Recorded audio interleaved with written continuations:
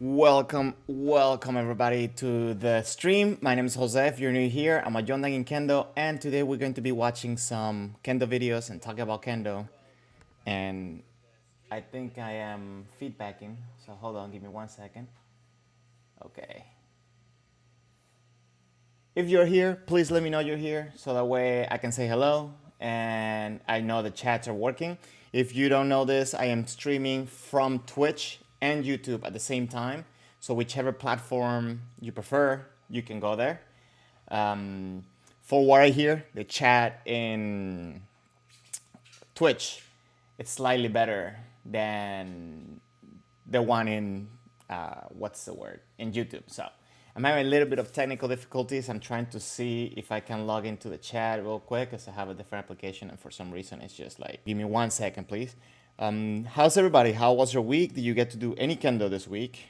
And if you did, what did you do? Tiago, good evening. Good evening. How are you doing? Okay. Did you manage to get any Kendo this week? Okay, I don't know why this thing is not working. If not, I'm going to have to go into the other page. Let me see. Let me see if what's going on? Like today, for some reason, like logging in and everything has been... Okay, this is not working, so I'm not gonna fight with it. Gregory, how's it going? How's everything? Have you been doing Kendo lately? Tiago, well, a lot of work. Yeah, that sucks. Yeah, I get that. Okay, let me see.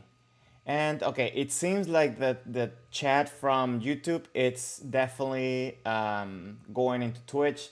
So I'm gonna write a message in Twitch to see if it goes over to YouTube, just to make sure that we have everything, working as it should. Or maybe I can go over here.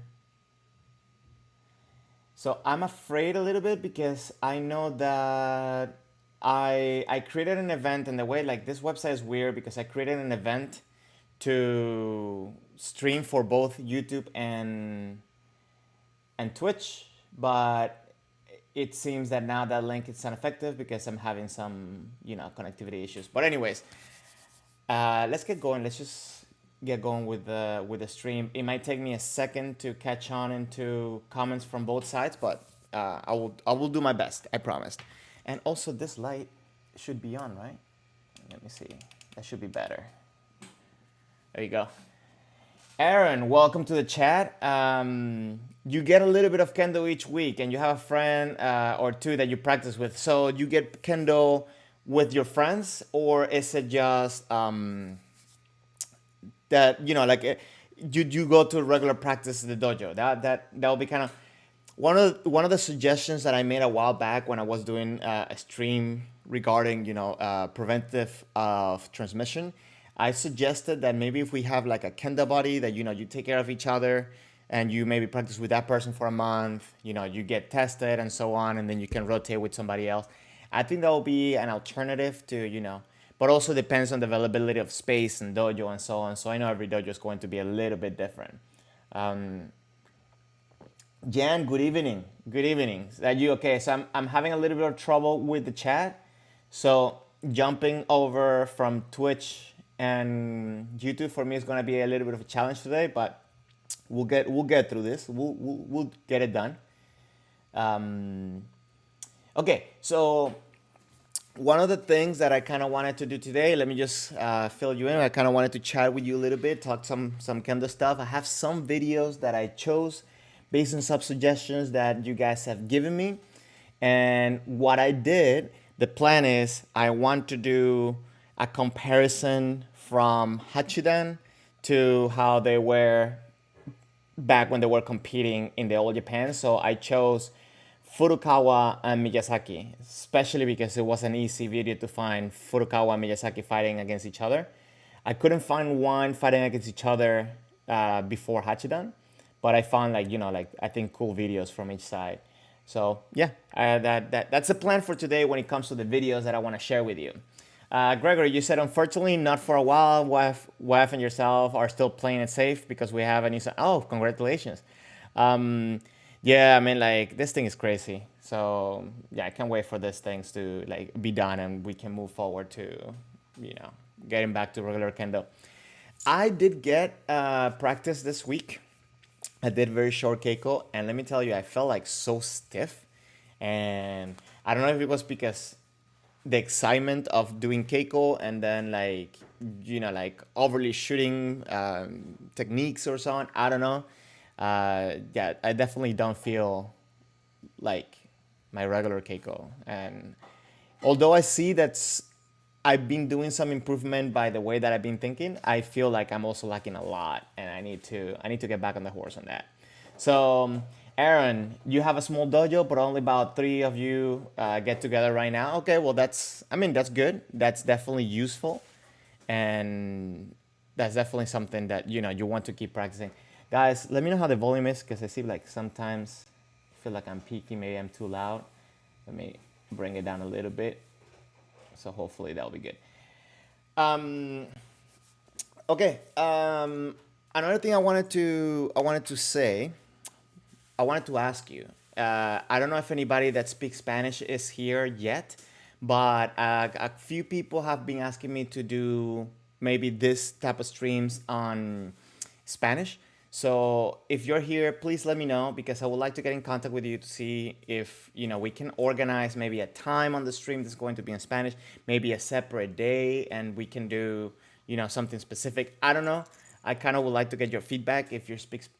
Why am I saying this in English? I'm sorry. That's funny.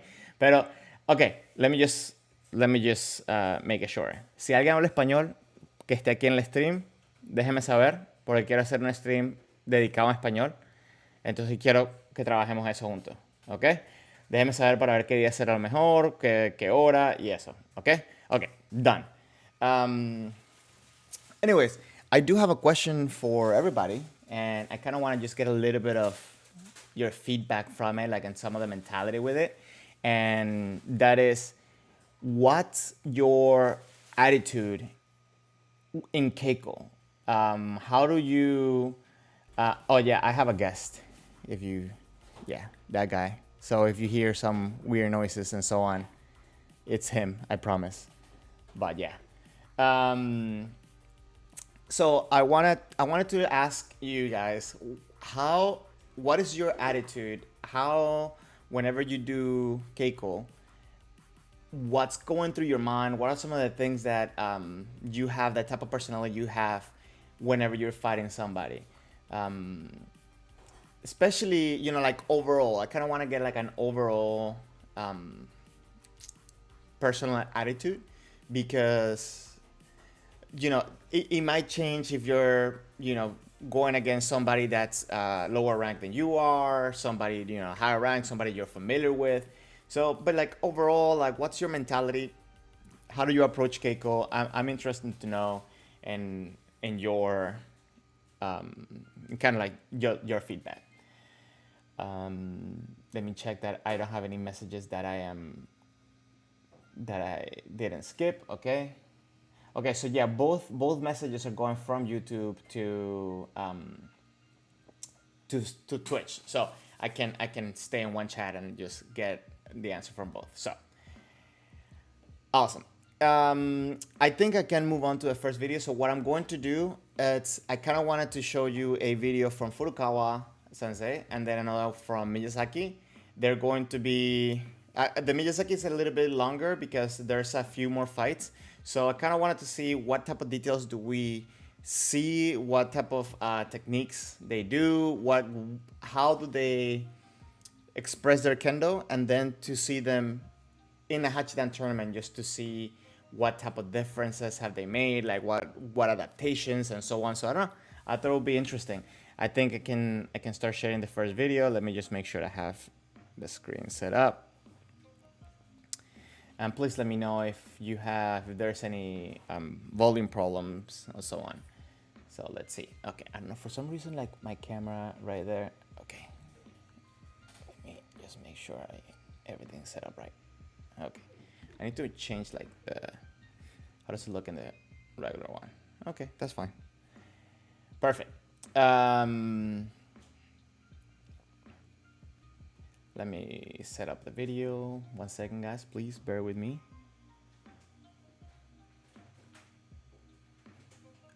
Okay, so this one is Yamada versus Furukawa. This one, it's the semifinals of the video for the finals that I showed last week. This was a recommendation that I got to watch, and I purposely didn't watch this fight because of that, you know, because it was a recommendation. I kind of want to get the, you know, the live feedback. Aaron, you said in Caico you always pick something to focus on. Lately, it's been focusing on taking the Zen and the Zen, not Zen, sorry. But now you're focusing in only striking and breaking your kamae when you're ready. So, breaking your kamae, do you mean like that's when you decide to move forward? Is that what you mean by breaking your kamae? Just to clarify, because you know, I want to know what you mean by breaking. I really like the focus that you're having right now. But what does it mean when you're ready as well? Because I feel that for me, you should be always ready and always being proactive, not reactive.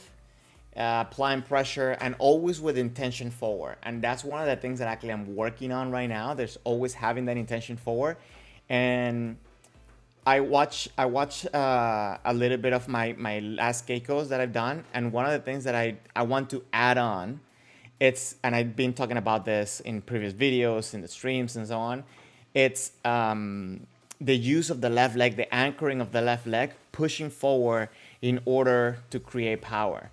And I feel like today I'm gonna be able to make a video about footwork that I'll post maybe by Monday or Tuesday, well, Tuesday most likely. And so yeah, that kind of talks a little bit about that. But anyways, yeah, let me know what you mean by breaking your kamae and when you are ready. Like, does it mean that when you're ready? Because the way I see it is more like when the opportunity is there. And something very interesting happened to me also this week, and it's because I was practicing and trying to do, in my mind I wanted to do kotemen or like different wasats, but then I feel that I missed a lot of opportunities because that's what I wanted to do. So I cannot try to stay away from the mentality I'm going to come in with kotemen. I'm trying to be in the mentality of I want to pressure, I want to get close to you, and I want to make you make an opening so that way I can come in and execute the waza that's available. So, okay, Aaron, you're saying you're breaking your stance in order to strike. The idea is to have a calm mind so that you're not reacting. Okay. I feel like we use a little bit of different wording, but I can see we have similar focus. Tobias, welcome to the stream. How you doing today? Hope you had a nice week. This video that I'm going to play right now, it's wait, hold on, because now I know it's Furukawa and Yamada. Okay, so let me play it. Okay, enjoy this video. 赤山田選手、白古川選手の一戦でございますという場内アナウンスに促されまして、右から登場してまいりました山田。Let me know if the sound is too loud. 山田と古川は今年の8月の初め、北海道札幌で行われた世界剣道選手権大会の決勝で顔を合わせました。Yes, Tobias, we're doing good. 31歳先輩の山田、25歳の古川。 警察官の山田、東海大学第4高等学校教員の古川の試合となりました。 Give me 1 second. I said that I didn't watch this video before because I wanted to have a live reaction to it because it was a situation. So, okay. Furukawa, it's on white, and Yamada is on red. Gregory, you're saying that you're sad because you have a new bogu and now it's locked down, so you still have yet to use it. Yeah, man, I really cannot wait to get back to the dojo. I want to get ready for my Golden and test and pass it, so I just can't wait. 決勝で顔を合わせました。この時山田が勝っております。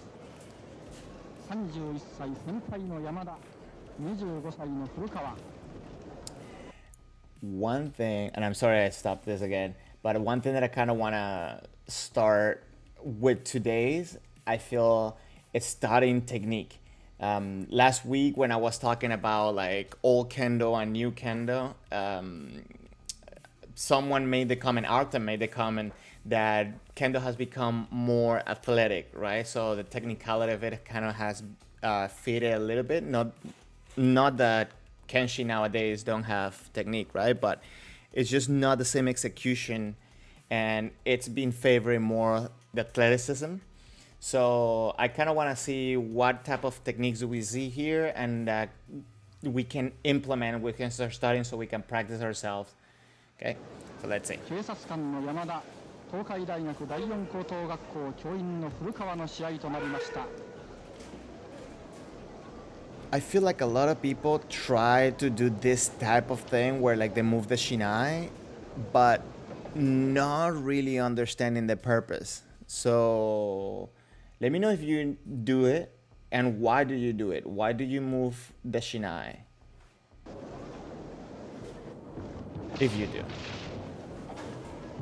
この2人はその夏の選手権の前に合宿 So we know that Furukawa sensei is very strong, and I think his Kendo from the way we saw last week from the final of this match was also very aggressive as well, right? 古川が出ていきます。 I like, did you guys see how, Furukawa came in with a lot of energy, right? And Yamada caught him there, but didn't like let go, didn't like fell back or anything, just tried to help him, held him, like, hold his ground and make the separation. He tried a technique because he saw the opening, and then he doesn't let go of the tension. I think that's very important. So I feel like a lot of times when I see people coming in close like that, they kind of let go of the tension, right? So when you get somebody like this, they'll definitely get your point. そう言っていました。そうでしょうね。真剣勝負ですからね。そうですね。したがって3本勝負というのではなくて、自分は1本勝負のつもりで試合をしているんだというのが山田選手の胸の内です。 I like how Furukawa sensei, oh wow, you seen how many techniques he threw just in that exchange? I like how Furukawa sensei kind of pushes forward to kind of get a reaction, but he's not really going yet because he's trying to read the opponent, right? Trying to get information. And then, okay, let me rewind a little bit. He does it once, he does it twice. Now here, let's see. He goes for a kote, I believe. Oh no, okay. He does a little bit of kind of katsugi to then go for the man. Wait, let me see. So he pushes, I think he pushes the Shinai out of the way. And then he throws like 3 men on that exchange. I think that's... And Yamada got the ippon. So I'm guessing he got the kote at the point where Furukawa pushed the Shinai out. It's interesting, right? Because even though that Furukawa got hit on the kote, he didn't give up. He kept going. And a lot of times that will break kind of like that tension of the shimpan and say, okay, maybe that wasn't it, or maybe confuse him. 古川選手が少し手元が浮きましたね。打とうとして、牽制が上がりすぎたからここで打たれたんですね。なるほど。はい。打ち気がどうしてもありますとね、手元が上がるんですよ。はい。しかし山田選手はいいところを捕まえますね。そそうですね。あー、突き。 Oh, nice attempt on ski. And we know Furukawa, you know, he's a master at ski. Jan, you saying, hold on, let me see. You mean moving the tip of the Shinai? Well, there'll be more. Okay, let me read the comment first. And yes, I am saying moving the tip of the Shinai, and you see a lot of times, you even see a lot of beginners that are watching a lot of videos that do this. They just move the Shinai. And let me see your comment. Let me read your comment. There may be multiple reasons. One is to gauge the reaction. So that means that if you're going to do it, you have to be attentive, right? Also, if it's not stationary, it's harder for the opponent to mess around with your Shinai. But it does give away your rhythm. I feel that a lot of people, when they do it, they stop moving the Shinai before they go. So it's telegraph when you're coming. And I understand if you're trying to do something specific, but I feel like a lot of people kind of get stuck on doing like that motion. Maybe I should do it with a little Shinai. Like doing that motion, and it's not really accomplishing much. And I'm not saying you, I'm saying in general, that's what I feel people tend to do. It's harder for the opponent to mess around with your Shinai, and others to push a rhythm on the conversation. For a lack of a better word, semi might be the term. I don't know, but okay. Yeah, I think that will be a nice term. That will be a. We need to further research is needed. But anyways, I do think that communication can be done. Overall, I feel that the use of your Shinai should be a tool for you to get information, right? One thing that I don't like when I see people doing it like that is that they cannot detach themselves from the conversation. So if you're trying to impose a rhythm, like, how do you do that? I feel like for me, like to impose a rhythm, it's that I make a difference between how I approach, maybe push and pull, the amounts of attacks, different things. But I think I understand what you're saying with the rhythm of the conversation. But again, I feel that a lot of people tend to do it earlier on in their Kendo, and they're not really understanding what they're doing. So I kind of just wanted to bring a little bit of awareness to it and just try to see what's the purpose behind people doing it. So yeah, just I do like your answer. Anyways, okay, hold on, let's add on to it, because you're saying the movement should not be repetitive beyond a point where you get predictable, unless you want them to predict the movement. Yeah, because you can also, I guess, do throwaway waza, right? Like, and that'll probably be a throwaway waza where you create a rhythm and then you kind of bait him, for lack of a better word.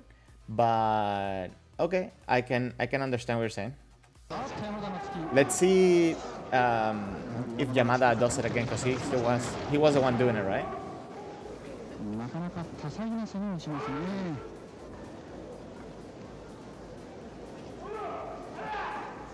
榊原さんはさっき古川はそのまっすぐな正直な剣だとおっしゃいました。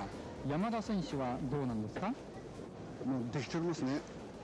できてるということは、要するに技だけでなしに、気持ちがもう落ち着いて So you see, we do see Yamada doing it. Wow, did you see that, Kayashi, though? He was a little bit late on the Kayashi, but it was a powerful, though. ということですね。 Now, hold on. Obviously, Furukawa got the man, right? But let's see what's happening. Okay, let me catch up with some of the comments first. Hold on. Oh, sorry. I read Gregory's comment as Jan's. You said you prefer stationary Shinai, using it for pressure. Okay, sorry, I didn't read this comment. So let's see. I prefer stationary Shinai, using it for pressure to understand why people move it often, though. No, sorry, you say you understand why people move it often. And what is your experience on that? Like, why do you think people move it often? You said you like the tapping of the Shinai that Aidan do sometimes. Now, when you practice the tapping, do you do the tapping? Because we see it a lot in different levels of Kendo. I think for Aidan it's a little bit more what's the word? Evident? No, not evident, but yeah, it's just because there's no so much athletic motion movements. I don't know, but I do feel that I understand what you're saying, because it is more clear when they do that motion. To me, whenever I try to do something, I like what you're saying about the stationary, but I don't like to use the word stationary, because I don't want to feel like I'm just there, right? I'm constantly trying to figure out which way my Shinai, my opponent Shinai, it's creating pressure, and trying to see. Now, I do feel that a lot of times people don't want to communicate. They want to avoid the Shinai. And ultimately, I am trying to get the Shinai out of the way so I can get to my opponent, right? So I like to feel and just to see where the person is at. And I feel like even when you start pushing a little bit, they start getting scared, so they over push.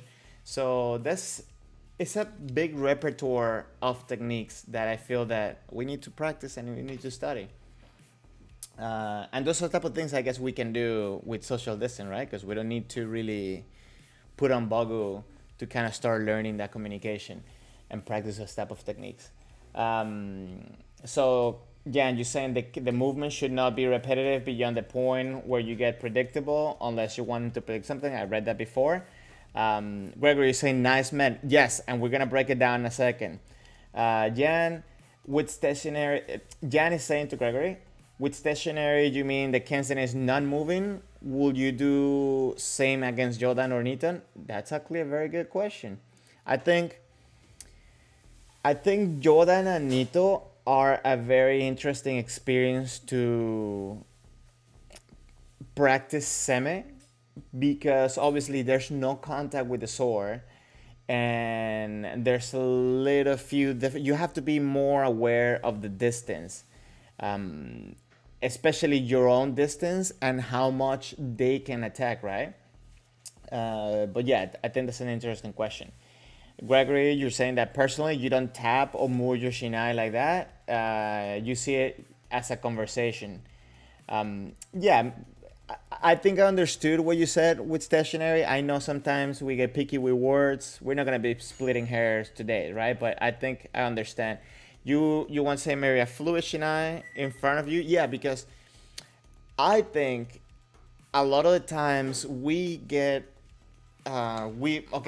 we make openings for ourselves when we kind of fight over the Shinai. So I showed that in the video that I made with Maeda. I don't remember against who he was fighting. That he got that point where he went around the sword. He did a little bit maybe like Makiotoshi and Men. And I think it was Ando. I think he was fighting Ando. And Ando, the first reaction was to kind of like lift the Shinai. Try to lift the Shinai fighting against the force. Where maybe if he would have been, like you said, a little bit more fluid, go around and just take the center, he probably would have gotten the point, or at least not getting hit, not getting scored. So yeah, you're saying that makes sense, and using the Shinai to distance and keep your opponents on their toes with your pressure. Okay, I like that. Especially with the distance, keeping your Shinai forward. One of the things that I started noticing lately, that maybe because I'm relaxing too much, like stretching my arms, my tip is kind of been going up, and it doesn't give me that distance from my opponent. So that's something that I'm really, refreshing, coming back to practice. And I don't know why I started doing that, but it's weird. Anyways, let's break down that man. 落ち着いておるということですね。 It's very explosive. Okay, we really cannot see where the left foot is right now. How far? Okay, now we can see it. So he's pretty spread out, right? Now, and I don't think he downloaded the video, but I don't know if you guys seen the YouTube shorts. I'm experimenting with those videos right now, and I posted a footwork that kind of simulates what's happening here. And what he's doing here, he's keeping the left foot anchored, right?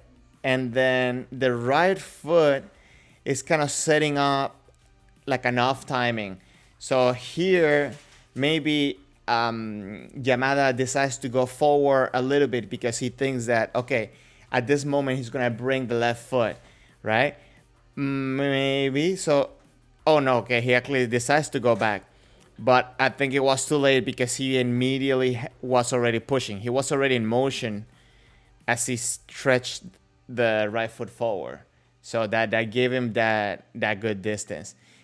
Now, I think if Yamada, would have reacted also with his hands a little bit before, he would have been able to get a Kashido, but obviously he couldn't block it in time. And it happens because that man, and we saw it, I think, the first All Japan championship that Nishimura won, that he does the same exact man, and it kind of tricks you in the timing. It tricks you in the distance as well. Because, especially if you be going... Okay, maybe I can do this. Hold on. Wait, let me catch up with the comment real quick. So... Gregory, you're saying using the Shinai to distance and keep your opponent in their toes. Okay, no, yeah, I read that. Sorry. Okay, so let me see. One of the things,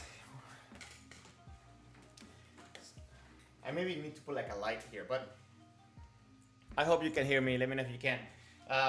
One thing that I see is that if you're in Kamae and you're going forward and back, and the opponent, it's kind of used to that timing. When what Furukawa did right now, he kind of broke that timing by, he didn't even got to flat plant the right foot, right? Instead of doing this, he did this. And because of that, he had that extra pressure that he had the left foot anchor ready to go forward and explode. So I feel that gave him that edge and that off timing that was big enough for him to reach the man before Yamada got the chance to actually react properly against it. Anyways, what do you think? You think that's what happened there? You have a different opinion? You see it differently? I don't know. Let me know. I want to learn from you guys too. Okay, so let's keep going. 山田の鮮やかな飛び込み、古川選手の鮮やかな飛び込みの面が決まりました。捨て身ですね。そうですね。古川が思い切って飛び込んでいったこの飛び込み面が古川の得意中の得意なんですが、そこを山田もどう払いましたか。 What Furukawa is doing right now with the Shinai, what he just did, So I believe it was you, Jan, right? That you said that because of the motion, it makes it harder for the opponent to take control of the Shinai. I think this is a good example of it. If you see Furukawa, he's kind of going forward. You're gonna see. Oh no, not here. It's a little bit further back. Okay. This exchange, I think Shinai-wise, is very interesting, right? Furukawa, you see right there, he tried to coming forward and see if he could catch a Shinai. Yamada is being very fluid. It obviously the resolution of this video, it's a little bit iffy, but it looks to me that as soon as Furukawa tried to be on top and catch a Shinai and kind of suppress it, Yamada kind of went under and around to retake the center. But I feel that because the reason why he moves it is just because that's his style, and he's doing it for a very specific reason that I couldn't really tell you. Need to figure it out, need to study it more.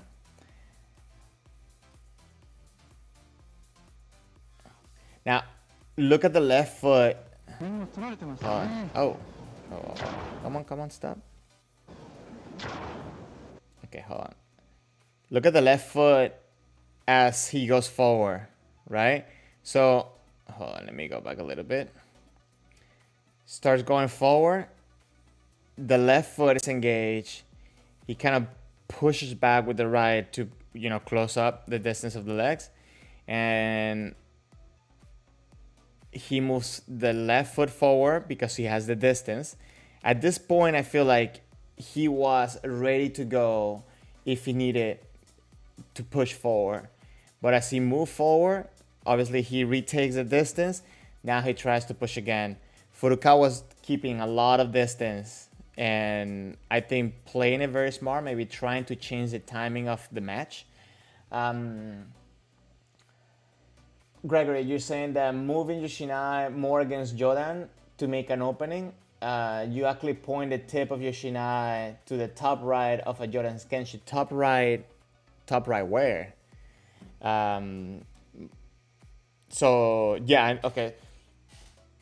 Because the reason why I say, some people say, you aim to the wrist, you aim to the elbow, you kind of keep it in the center, but with a little bit of an angle. Let's be a little bit specific, if you don't mind. Okay, so now you answer my question. You guys technically aim towards their closest kote to you. So that will be the left kote, right? Yes. But why you say you guess? I'm just splitting hairs now, right? I said I wasn't gonna do that. Anyways. Oh. So what was that? What was...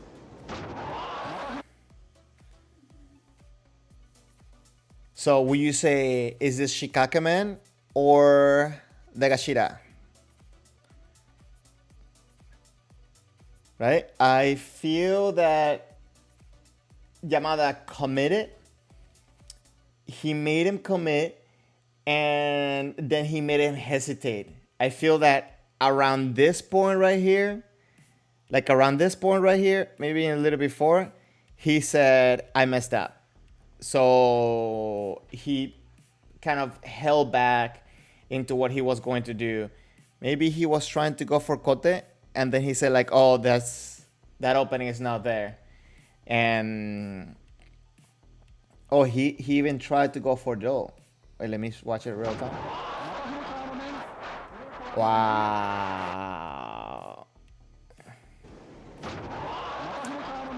And look at the power that Furukawa is coming in with.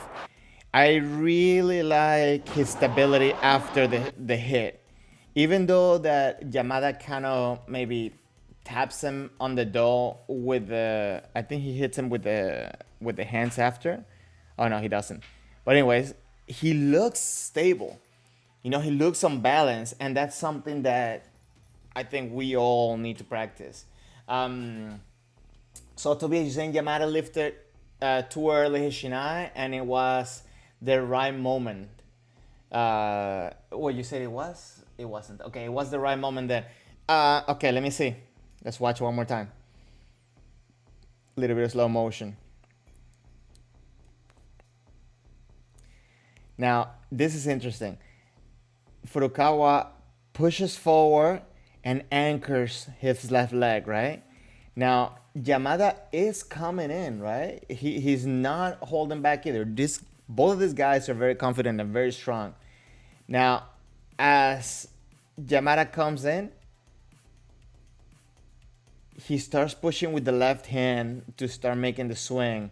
But at this point, Furukawa had already started. But I feel that the commitment was already there from Yamada, so he really couldn't do much at that point, right? Because he already decided, this is my moment. Now, I like to also look at what happens before the ippon that made the ippon possible, right? So let's see a little bit. So Furukawa, I noticed for the few seconds before, he was very like retreating. But he wasn't really retreating, right? Okay, right now he is going forward, going a little bit back. Going forward, going a little bit back. He tries to make this motion to control the opponent. He doesn't get anything. He doesn't fight for it. He just goes back to his kamae. Now he puts pressure. He puts pressure, but as soon as he puts pressure, he goes back. He goes back. He goes back a little bit further. Now, again, he makes the distance. He goes back.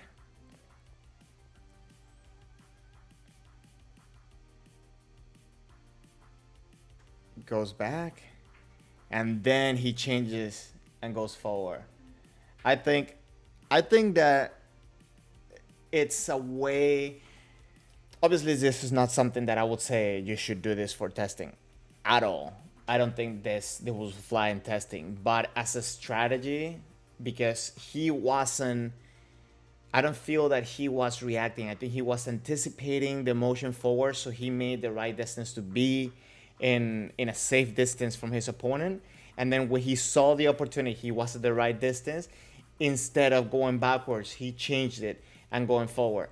I think I mentioned this before. One of the things that I like that a friend of mine from fencing said to me once is that they don't call it going back, but they call it an advancement to the rear. And I think that type of mentality, that type of attitude is what Furukawa presented right here and made it possible for him to kind of, let's say, bait him into committing for a man. So Tobias, you said it was the moment for Furukawa to hit man. So yeah, because he was right open. Yamada's Kensen is going up while Furukawa is going forward. You mean at that moment or in general for the technique? You mean, okay, because this is another thing that a lot of people, I guess, have a debate, right? Obviously, you want to have a compact man. You don't want to make any excessive motion, but you also want to create power. Furukawa brings the tip, let's see, pretty much pointing to the ceiling, right? And at this point, I feel that Yamada is kind of reacting a little bit up. What I find crazy, not crazy, but very skillful from Yamada is that from this position, he went straight up for the do, right? But anyways, he definitely put the tip up and then threw it forward. And yeah, Yamada had his tip all the way up at this point, and he wasn't really in an angle to defend against the men. One of the things that I feel that Furukawa had at this moment, because he created so much momentum, is that even if Yamada, and we cannot see it because of the angle and the resolution, even if Yamada will cover a little bit, I think Furukawa would have been able to cut through and still hit the man. So Gregory, you're saying that you see what Tobias is saying, that Yamada's Kensen is going up while Furukawa is going forward. And I think it also has to do, and you tell me, correct me if you think I'm wrong, but I think it has to do with the fact that he cannot hesitate. He cannot, maybe he went for a fake man to then do do, but there's definitely a little bit of a pause. Like here, I feel like if he would have gone for man, maybe, I don't know if he's hesitated or he was coming with the mindset, I'm gonna do do. That makes it a little bit like the timing looks different, right? And definitely gives advantage to Furukawa.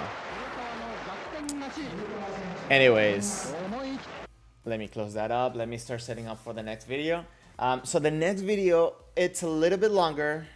Maybe I'll skip some of the stuff because we kind of want to just watch Miyazaki, because the last video is going to be Miyazaki and Furukawa fighting against each other. Now, I think Miyazaki, I actually wanna ask you guys, because I wanted to do a video, or not a video, a stream, where we compare a little bit of more technical Kendo and more of athletic Kendo. So who would your candidates be for the best technical Kendo? I'm gonna go on a limb. I'm gonna nominate Miyazaki for that. He's definitely not the only one, but I think he's up there. So, and for athletic, I will have to nominate Nishimura for that. But I welcome your thoughts and your ideas. Tell me, who do you think will be the more, what would be the word to use? The one with the biggest repertoire of waza? And which one will be the one that you think will be the most athletic? And next week, and if you have any specific videos, please send them my way and we can watch them together next week. Anyways, let me find the next video. I think this video, it's in a different, okay, let me see. Yes, okay, found it.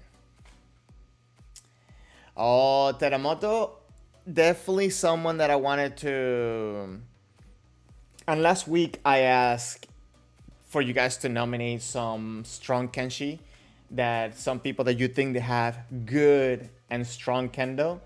And Teramoto is definitely would have been one of my nominations. And the reason for that, the reason why I asked, because I also want to make a stream where maybe we get like a few short videos, maybe a Ippon compilation of each of them, and we compare a little bit of, you know, what makes them them. So, Gregory, you saying Nishimura, and Yuya, you mean Takenouchi? Just to be clear, just to be sure. I think that's who you mean. Yeah, I think especially when he won the All Japan, he was very athletic, and I think mostly because he was a university student. And I know those guys, they train hard. They train really, really a lot. So it also in preparation to trying to get to the police, right? So Tobias, you say you think it's hard to have some kind of charts about senseis and put them into ranking. Now, mind you, I'm not ranking them. I just want to just nominate some people that you think, or we think, they are, you know, diverse on their waza, and some people that might be more into the athleticism. Sorry, sometimes I speak too fast and my accent gets in the way. Anyways, so for you personally, you would study the high-level Kendo from the Nana Dance Taikai. That's actually a very good point. I think they'll be really cool, because I think at the Nanadan you get a little bit of a mixture of what's it called? A mixture of like different age groups, right? So you can definitely see a lot of different styles of Kendo. That's actually a very good idea. I'm gonna write it down. And maybe even look at some of the 7-dan taikais where people like Teramoto, Ega, Miyazaki were in, so we can study it too. Gregory, Hoshiko, I think that will be a really good one for the athletic as well. I actually read an article from what was the name of the guy that won this year's All Japan, Matsusaki, right? And they are both of them. I think they're classmates, or they're like university, kohai and senpai.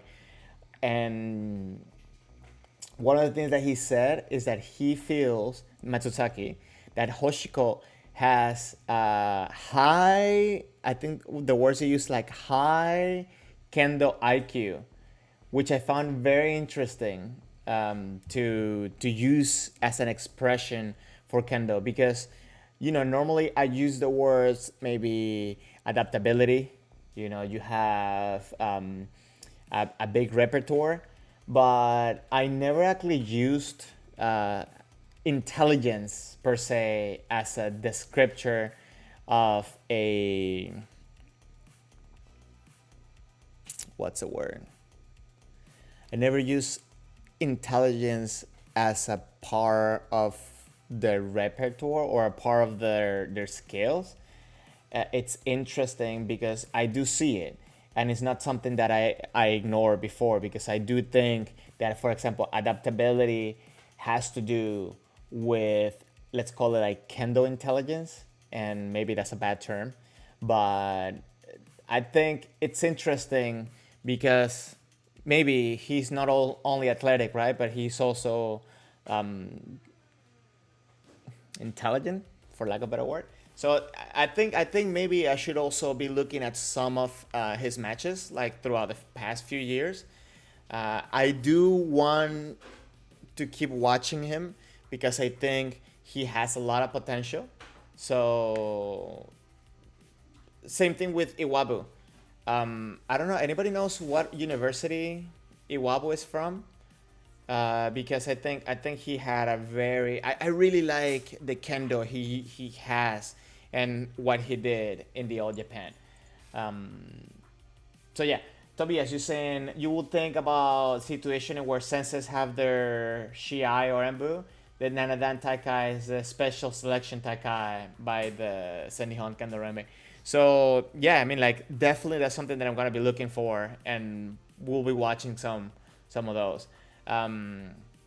Therefore, it's a very special Taikai, like the All Japan Kendo Championship. That's why you say, sorry, Gregory, you're saying that's why you say maybe because he's very technical too. High Kendo Q is a great way to describe it. Yeah, because it goes beyond just knowing techniques, right? It's also applying them in the right moment, and fluidly, not just pushing to make a technique happen. So I really like that descriptor. So yeah, without further ado, let me just start playing the next video, because this video, it has several matches. I think it will be a mixture of things. Let's see. Okay, let me. Okay.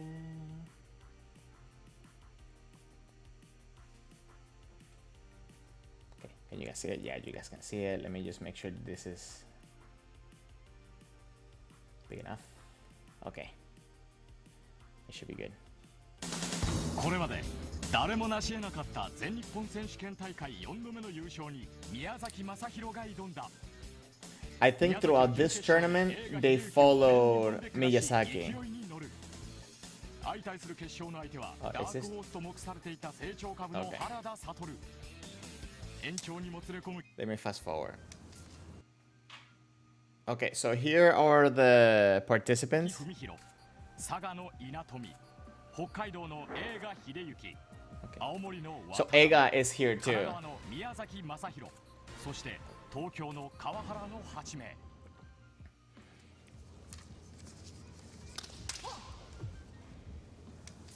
So wait, this is not Miyazaki, right? 宮崎選手は初戦は兵庫 Oh, の it is. 佐藤、2回戦は東京の出崎、3回戦は大阪の江藤、4回戦は北海道の海と対戦ですね。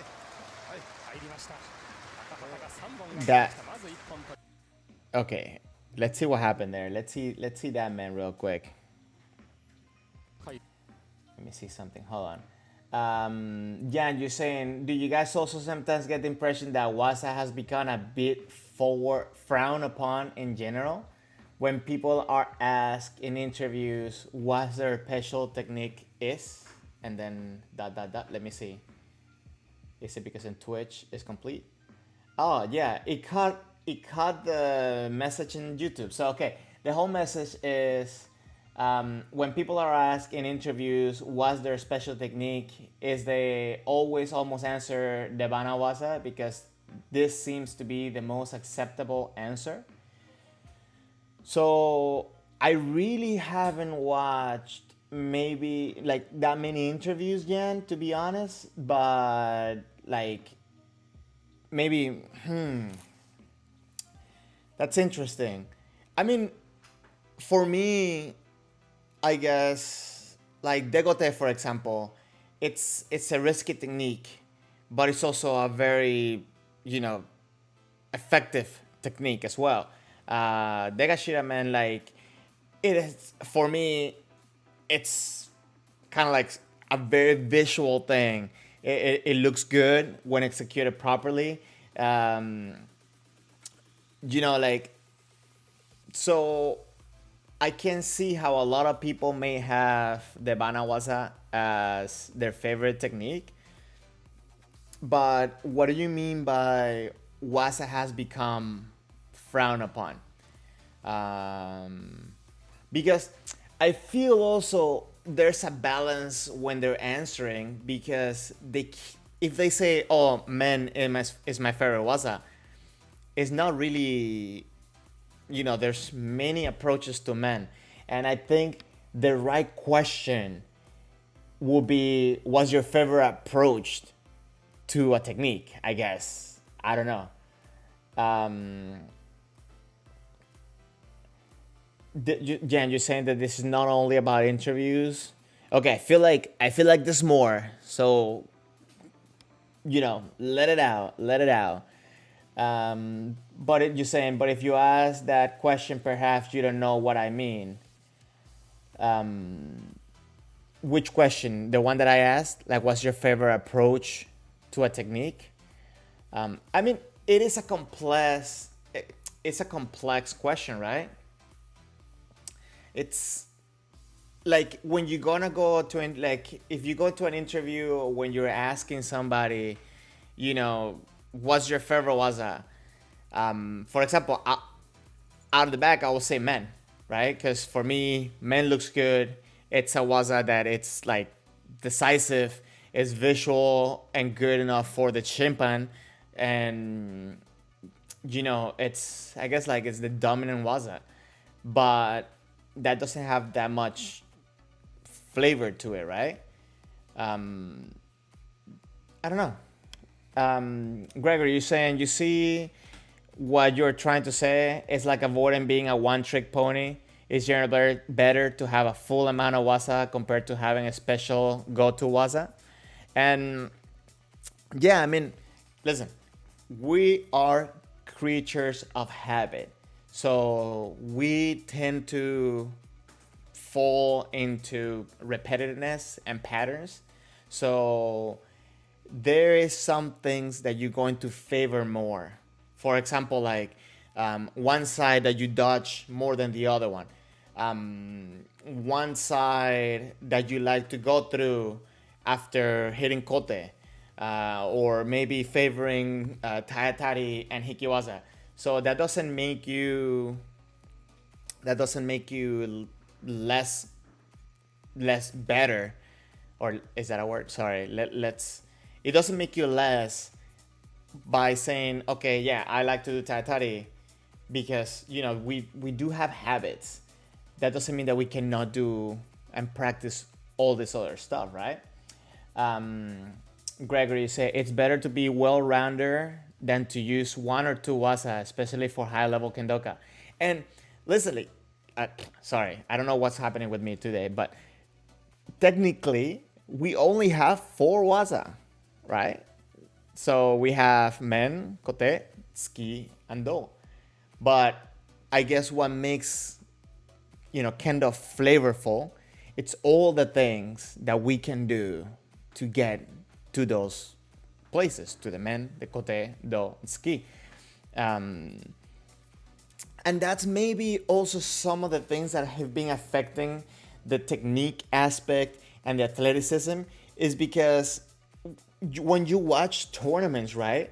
When you see, like, for example, those two big men that Nishimura did when he won the All Japan, when he did those things, everybody was like, oh, right, because it's so visual. He came in with so much power, so much force, so much momentum. He hits it, and then it was so visual. So maybe, and I guess, Kendo, it's not like boxing or whatever, but it's the crowd pleaser. I don't know. But, I guess it's clear, the judges give it, and I don't know. Maybe, again, we're giving opinions. So let me catch up with the comments, because I'm sorry, like I guess I ramble. It's better to be well-rounded than to use one or two waza, especially for high-level kendoka. Perhaps this is not a good topic in this chat, but thanks, guys, for the answer.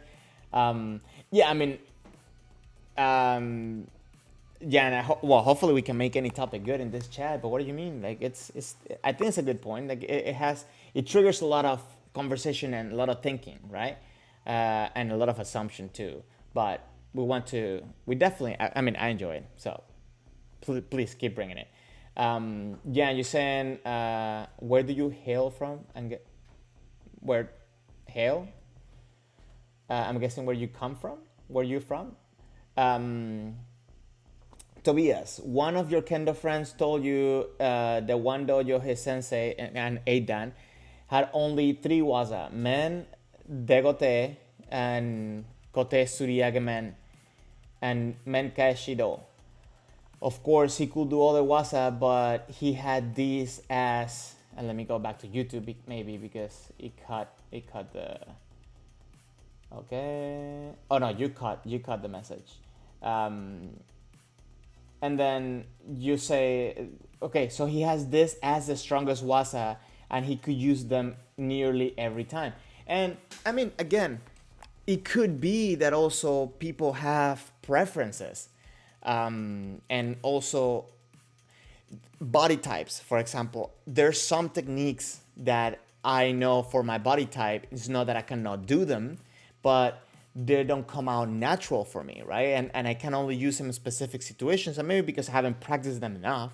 But I feel that for some people, some techniques, learning them may be easier, right? Anybody can learn them, but maybe for them it will be easier to learn them. And it becomes bad when they start using that as a, like an anchor for them, thinking that that's because then they close themselves in the repertoire. But everybody has their preferences, if that's the word for it. Gregory, it's funny because you're a one-trick pony, so you're talking poorly about yourself. That's funny. But okay, so what's your one trick? And why haven't you developed more tricks? And I hate using the word trick, right? Because it's not really tricks. It's just like developing techniques. So, Gregor, you're saying you see both sides. It's good to be well-rounded, but also jack of all trades, master of none. So it's personally preference, honestly. To be honest, I don't see it as like... I don't see it that way, and I'm going to tell you why. I'm not disrespect or anything. But I don't see it as jack of all trades, master of none, because I guess the mastery will be on Kendo. And again, we only have 4 techniques, but we have a repertoire of things that we can do for specific situations. And I think that's where the Kendo IQ or the Kendo intelligence comes in, when to use specific techniques. I think that if I go, for example, if I like to do Suriage men, for example, I like to do enough time in men, but if I try to use it all the time, then my opponent may know it, or maybe that technique is not useful against that person and I need to do something different.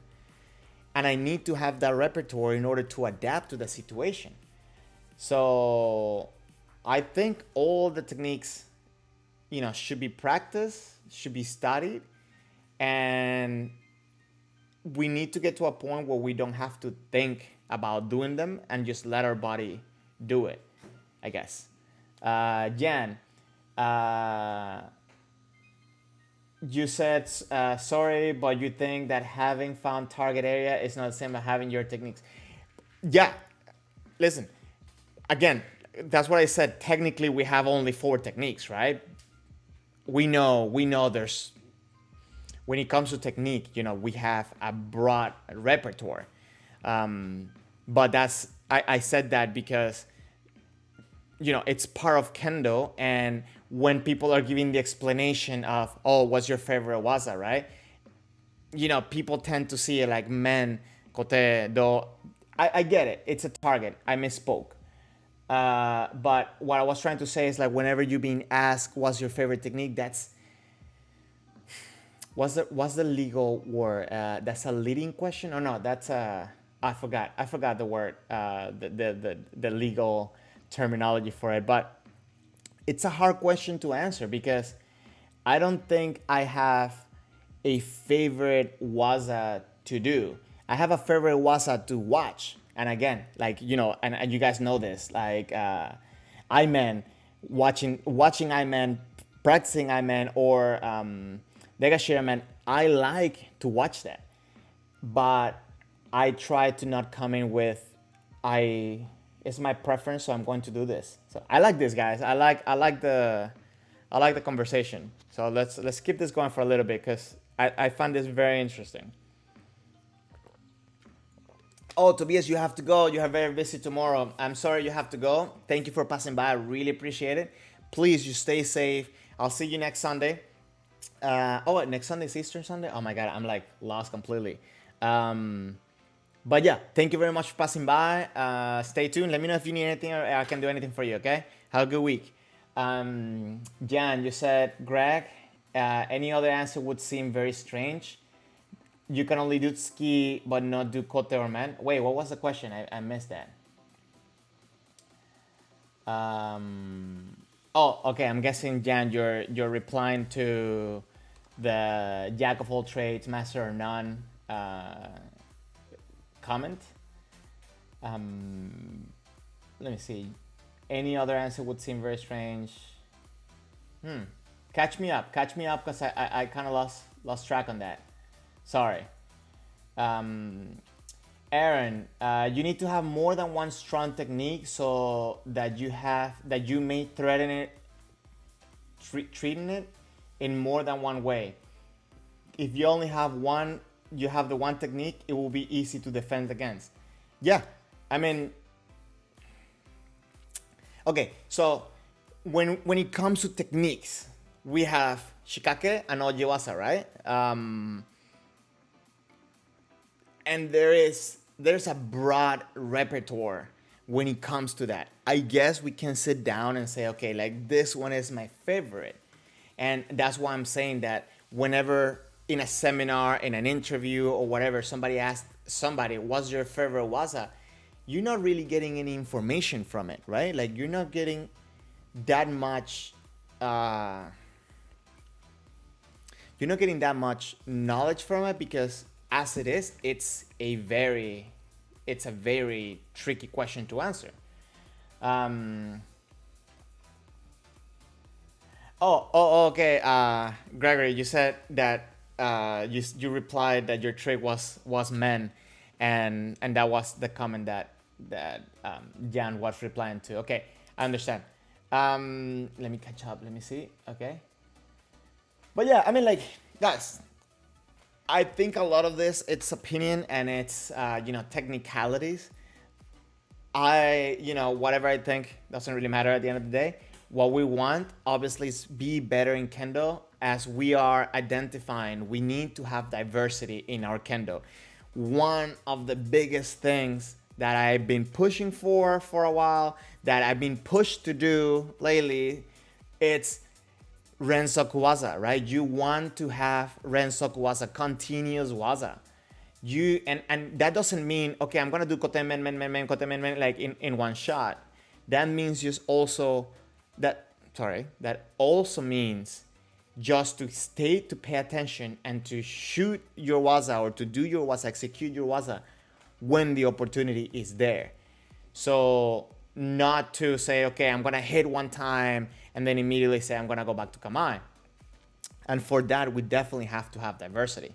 And we can, I could say harai is my favorite waza, suriage is my favorite waza, maybe kaeshi do, I guess that will be kind of like, one waza. But I think it becomes tricky to answer. I don't know, I'm rambling now, guys. I'm sorry. But I think that was very interesting. And again, one thing that I find very interesting is that comment from Matsusaki about the Kendo intelligence or the Kendo IQ. I do think that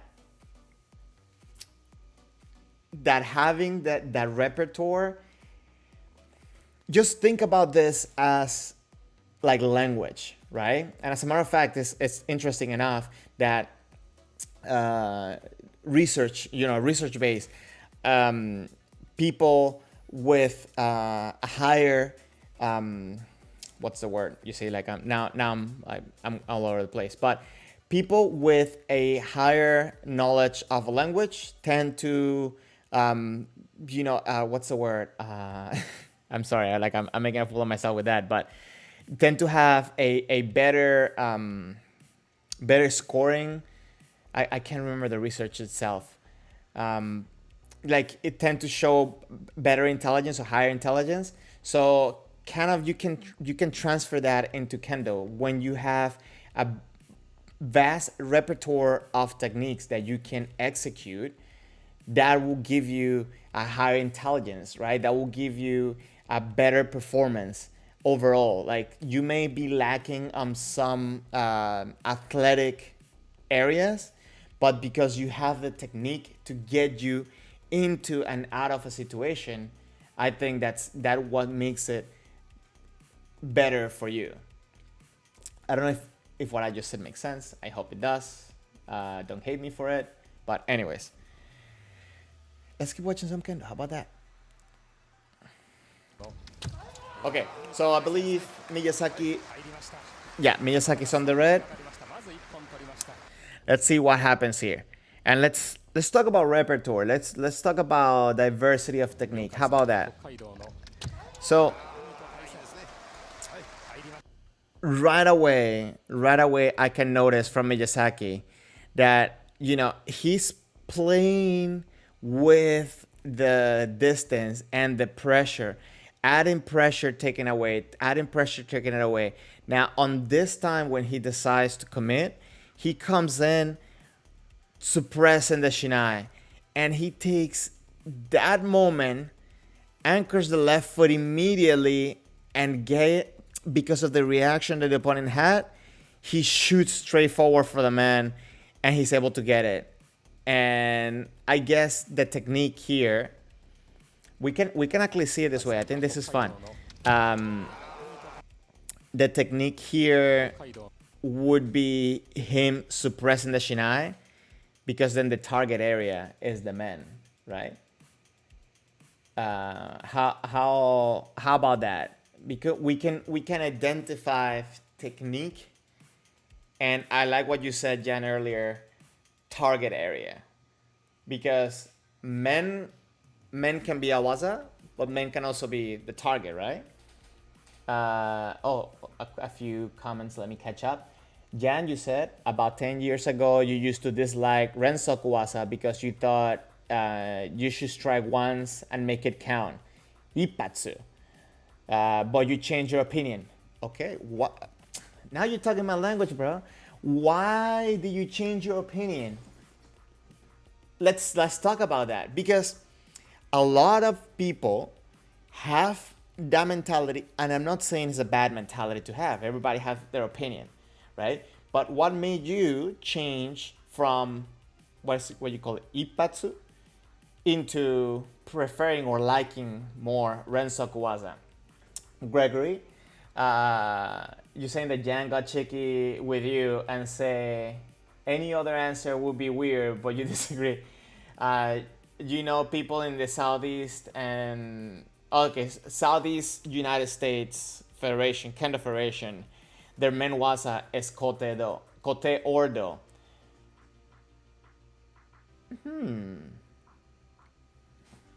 Now you got me thinking, because I know a lot of these people, so I'm trying to figure out who you're talking about. So this chat is great. Well, listen, one thing that I really like and I really enjoy is that here we can be in disagreement, but still learn from each other. And that's one thing that I really like about Kendo. There's many schools of Kendo, many different types of Kendo, maybe, right? But maybe different approaches to Kendo, and we can all learn from each other. So thank you guys.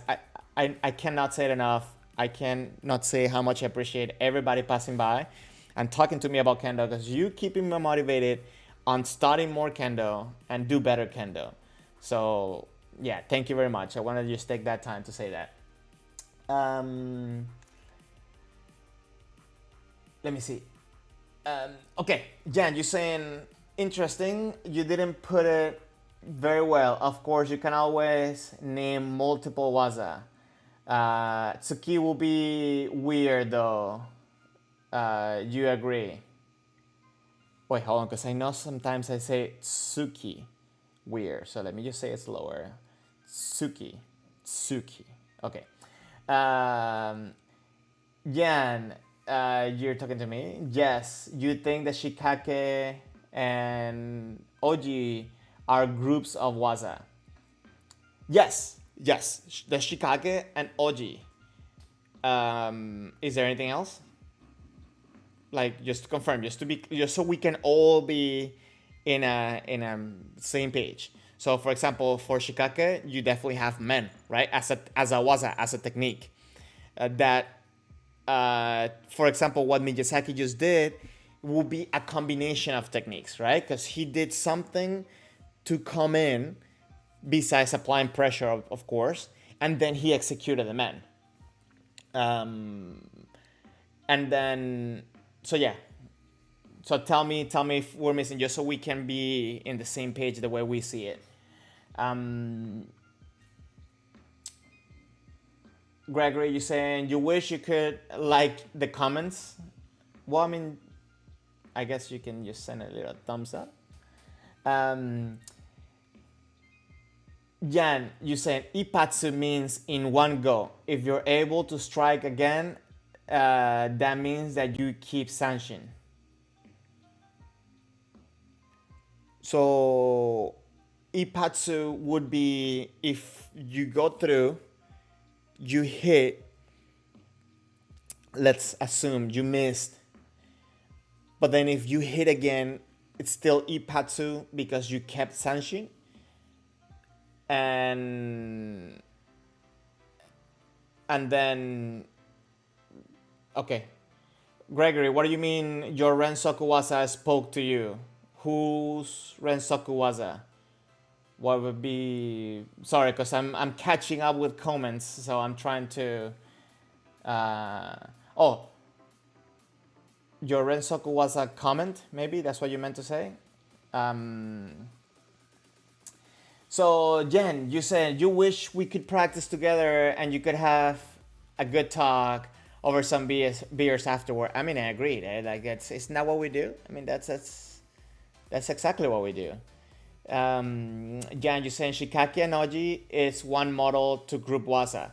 You could also group them by Zen, Sen, no Zen. Okay, good. Yeah, it's just different grouping. Interesting. When it comes to waza description, I prefer to group them that way. Oji waza and Shikake. The reason for that is because I feel that when you talk about Sen, no Zen, Go no Zen, it kind of becomes confusing for beginners or people that haven't really learn and understand those concepts. Jans, you saying sorry, no offense, but the chat is a bit limited compared to a real second. No, hey, listen, you can call this probably like the fifth dojo because this doesn't come any close. What I meant to say, isn't that what we do? It's like that's what we do when we do Kendo. We do practice, then we do beers. So yeah, no, that's what I meant. I didn't mean that. Isn't that what we do in here? No. I meant that's what we do as Kendoka. We share together the dojo, and then we share together what we learned the dojo, but in a more relaxed way, right? I'm just saying it that way just in case for some people that may not drink. Yeah, just to keep it open because I welcome everybody. But yeah, that's what I meant. No offense at all because that's not what I meant. So, Konen, Ipatsu should naturally lead to Rensaku. They are not two distinct separate things. If you fail to do another attack after you fail the first time, it's lack of sanshin or lack of physical readiness. You know what? I need to just copy paste this. Give me 1 second, because I need to remember what's going on with my like. I definitely need to start doing this in Spanish because I feel like sometimes my English just fails me. I really like that description right there. I think that's something, if you don't mind, that I would like to share. And it's definitely a good thing to keep in mind. I always look for like easy way to remember things because when I'm practicing, I don't want to, have to remember a lot of things. But yeah, so thank you for sharing that. Yeah, and you're saying not just beginners. I'm guessing that you're meaning about my comment of go no sen and sen no sen. Yeah, I mean, listen, it's not necessarily an easy concept for people to grasp. And over time, people get more experience. So, for example, if I tell somebody, explaining how to do kaeshido, right? I feel that your model, if they understand the concepts, will get a better result because people will understand that you cannot just be waiting there for somebody to hit men so you can hit the kaeshido, right? You need to put pressure and create a reaction from your opponent. So that's one thing. But again, then you depend on their understanding to understand that. You get better results if they understand that. But if they don't even know about it, when you're trying to, teach in the waza, I say, okay, like this is a waza used as a deflection. This, like it's a little bit simpler way. I don't know. I think it's just labels that we give to things. So I do like both. I'm just saying when I'm talking to, and again, we're talking to a chat that I don't know who may be here and I don't know what level they may be. So I try to keep it simple. So, shikake waza will be the wazas where you take the initiative, and oji waza are more deflecting or countering waza, but you still have to take the initiative on those, right? So yeah, I just wanted to just put that out there. Aaron, other than from the description purposes, you don't like the grouping of oji waza and shikake waza? The idea of oji waza is to cause your opponent to behave in a way advantageous to you. Yeah, and I guess that's a little bit kind of what you're saying. So I group them when I need to, but I like to just describe the waza for what it is, just each waza. And I think a lot of times we make a bigger deal for what it is with the naming and the labeling, because at the end of the day, it's just Kendo. So we do it for educational purpose, but when we're practicing, we don't go like, oh yeah, was that degote or was it just kote? Like I think at some point it kind of becomes a little bit like it gets in the way a little bit. Oji is considered a counterattack, and for beginner, it seems to encourage them to be reactionary. Yes, and that's one of the things that I wanted to make that annotation. You want to cause a reaction from the opponent. You don't want to just be waiting there. So yeah. Okay, you said that I said it perfectly before I even read your comment. I'm sorry. Yeah, I need to figure out a way to. But yeah, you understand. Yeah. Anyway, so no need to keep wasting time. Let's watch more Kendo.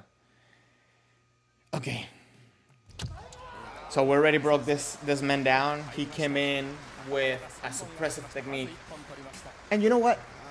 Sometimes I like to just describe the techniques in English, because if you think about it, a lot of the names of the techniques are the description of the technique in Japanese. So I think sometimes we complicate it ourselves more than it should. I don't know. What do you think? What do you think about that? Do we complicate it, or? And when I say we, I'm saying we when we use the Japanese words. I'm complicating things myself. I don't know right now. Oh, sorry. Let me bring up the volume.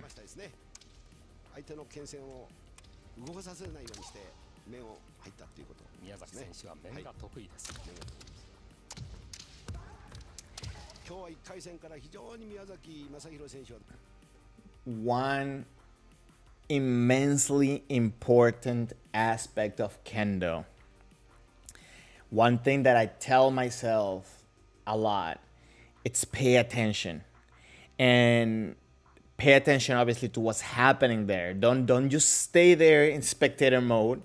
Just pay attention and be in the moment. Look at how Miyazaki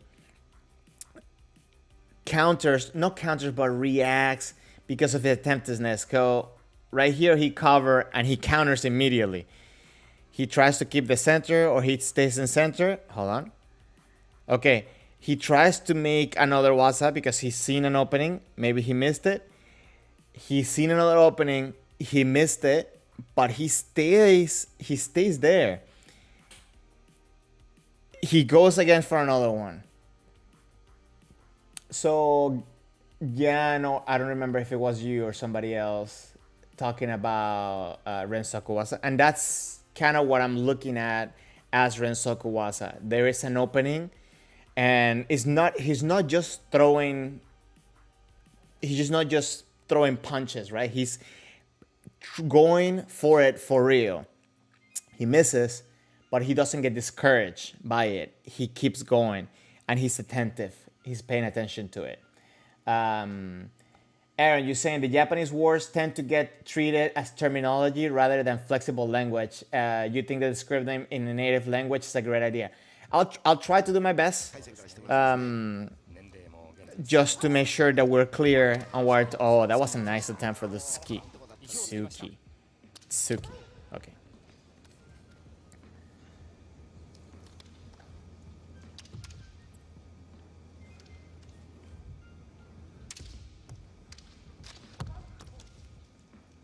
しないをこうしないでですね、相手を誘ったり相手の出方をですね、そこでこうお互い同士その見合うところですね、こう非常にその心のですね、心と心のぶつかり合いっていうんですか、そういうところがここにあるわけですね。背中の白が川原です。どうでしょう。 Real quick, I remember back when I was probably like Shodan, right? I would think to myself like, oh my God, these guys can move the Shinai so fast that I could never think that I could actually replicate that, right? The knowledge of the proper motion, it's key. The way that he's creating power and speed, it's so interesting and so technical, but at the same time, it's so integrated within himself. Most importantly, he's staying relaxed until the moment that he has to get engaged. When he engages, 120%.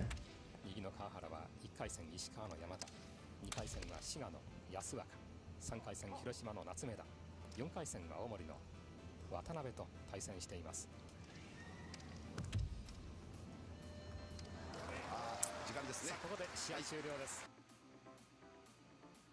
Nice.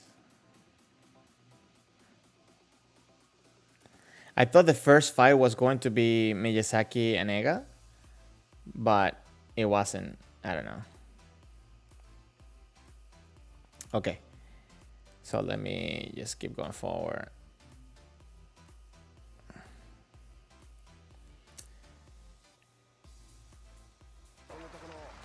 Okay, I don't know who this is. Jan, can you help me out there with who are these two competitors? And let's watch the Ippon real quick. Was that a Hikimen? Oh, wow. So at this point, he's trying to lock up the sword just to make sure that he's still safe. At this point, there's no contact from White and Conan. Okay, Harada and Nabeyama. So Harada, it's on red, and Nabeyama, it's on white.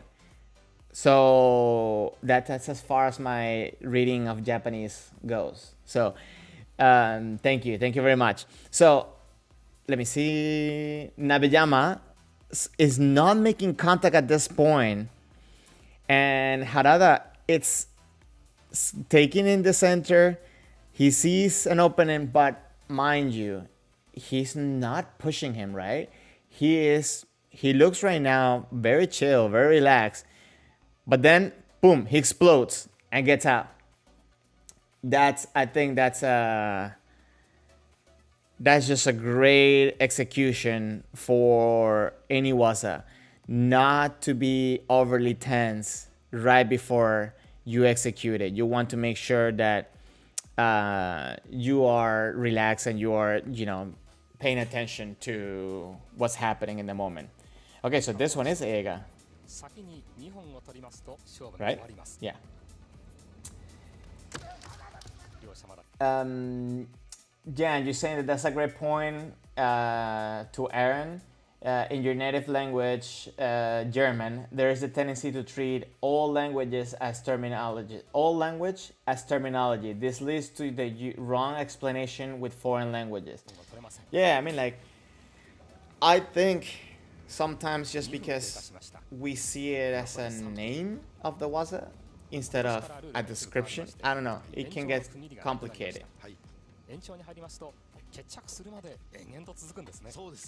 Oh, the wrong expectation.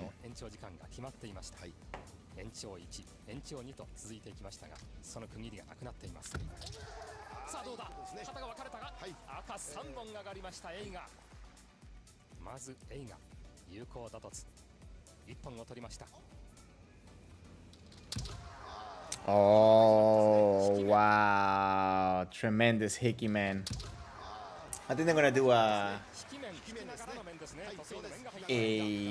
slow motion right now.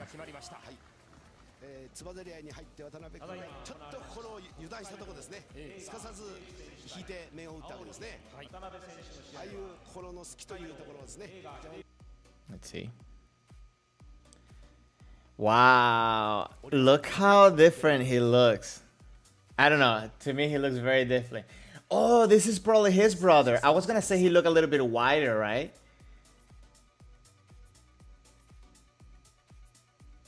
I correct me if I'm wrong, but I think he got injured. His brother got injured at some point, and then he had to take a big break.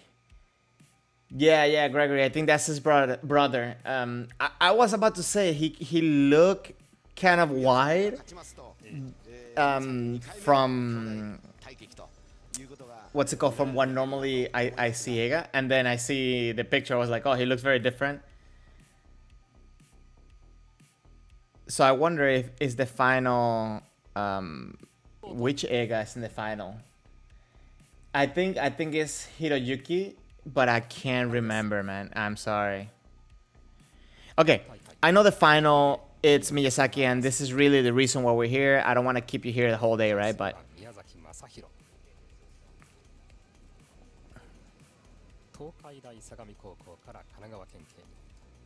I like how they do this little preparation section of the Shinai. これまで優勝したのは38回大会、39回大会、41回大会と3回あります。 Okay, but I'm not gonna bore you with him putting his men. 優勝した経験が3回あります。左から原田、右から宮崎正弘、宮崎兄。5分間の試合が始まりました。 Okay, so we have Harada and Miyazaki.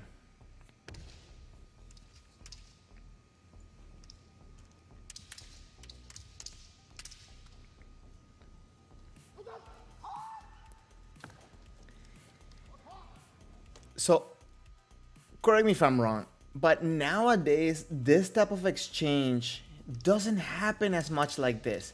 I feel like, well, again, Miyazaki is very flexible when it comes to his use of the Shinai.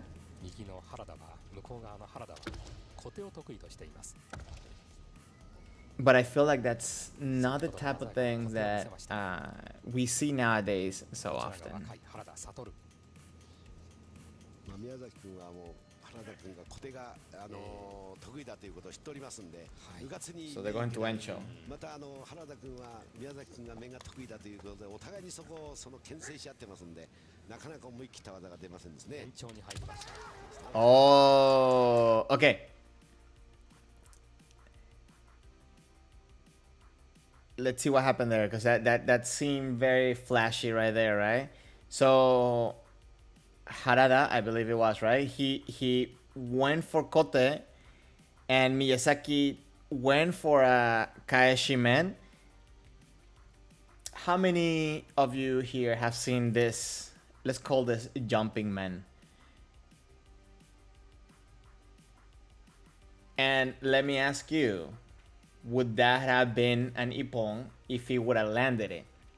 Because he missed it, right? Let's just make sure, but yeah, he missed it. Right? I just want to know what you think. Do you think that would have been an ippon if he landed it?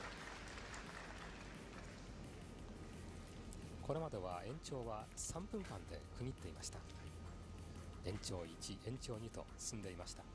しかし今年の大会からは延長の区切りがなくなりました。決着するまで試合は止まりません。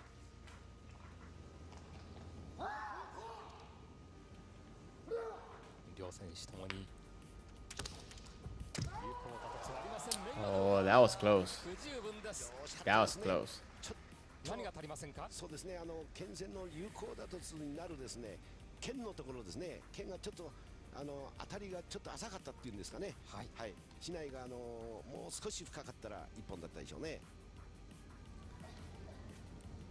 So Gregory, you're saying that jumping man, you never seen it awarded as ippon? Okay.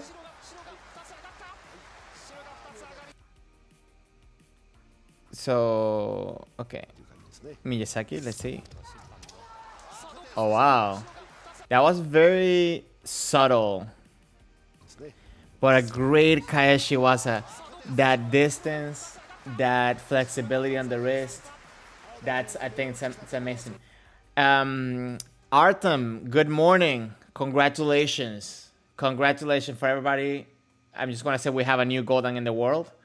And hopefully, man, I can go there or anywhere and test soon and hopefully be up there with you. But congratulations, man. Really, really congratulations. Jan, you said that jumping man used to be legal kick and taichi, but you haven't seen that for ages. I mean, we haven't seen this style of fighting for ages, right? Things interesting.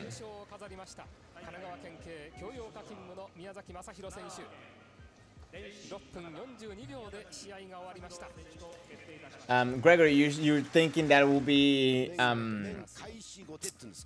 hard to sanshin. So okay, hold on. Let's watch that Miyazaki Kaeshi Kote real quick. Look at his ability to go around. Now he did hit the fist, right? But just like another thing, guys, one thing that I'm really liking that I kind of want to point out is how Harada is still in attentiveness mode, right? He's still, okay, he's going for it and he's seen an opening there and he tried it. Oh, did this thing go all the way out? What happened? Anyways, but that was, so he gets hit, but he keeps going. So he sees the man, he tries the man, and then he sees the kote, he tries the kote. Obviously, Miyazaki at this point got the point, got the ippon. But yeah, let's see. Let me catch up with the comments. Oh, Artem, you're welcome, man. You're welcome. Can't wait to practice with you. Gregory, you're saying you only thought it would be hard to sanshin afterwards. You mean after the jumping men, right? So let's stop it here for a second. But what is sanshin, right? Because do you mean following through, sutemi? Because sanshin has to do with that connection, with that attentiveness with your opponent, with your partner. So just to be clear, what do you see as sanshin? What do you treat as sanshin? I think that's important to kind of define and just make sure that we have a good understanding altogether, or like we're on the same page. Anyways, so we've seen some Kendo from Furukawa, we've seen some Kendo from Miyazaki, so that brings us to the last video that I prepared for you guys today, and that's going to be Miyazaki and Furukawa at the Eidan tournament, at the All Japan Eidan Taikai. Let me just find it real quick. Sorry, I closed the window and I went away. Okay. Okay.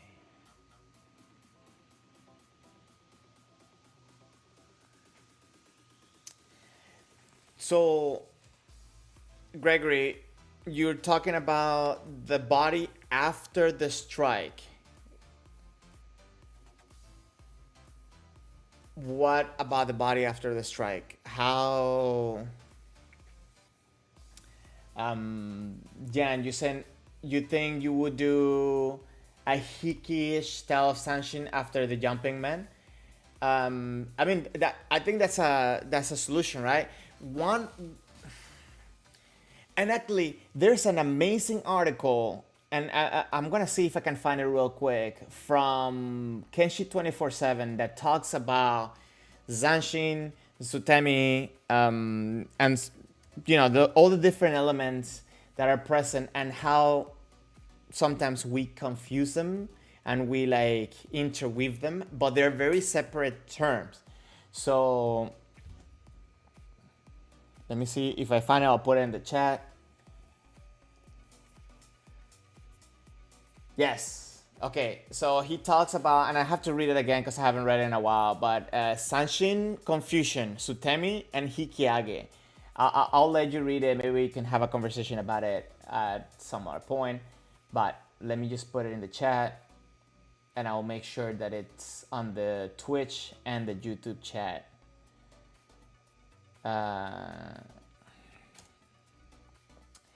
So let me just make sure. I think you would do an... Okay, so Conan, you're talking about N is the connection with your opponent. Yes, and that's something that's a very interesting concept, and I think the easiest way to bring it up to mind is to make sure is that connection where people go through that you have to be aware you're with somebody else, and turn around and show that attentiveness. So yes, I agree with that 100%.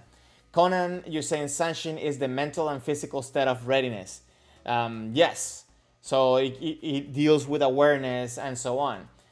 Gregory, you think that is a great way to sanshin after that type of strike? Turn it into hiki, almost using the right foot to push back once you land. So let's think about it. So at that point, at let me reopen the video, because I think what he did that jumping man, right? But then he ended at like almost Suba Serie, right? And I think that would have been fine, because ending up at Suba Serie, as long as you're showing Sanshin, you still it's part of the elements for Ippon, right? So let me just make sure that I get the.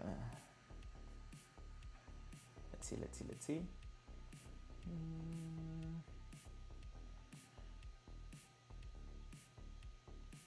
Okay, I have videos.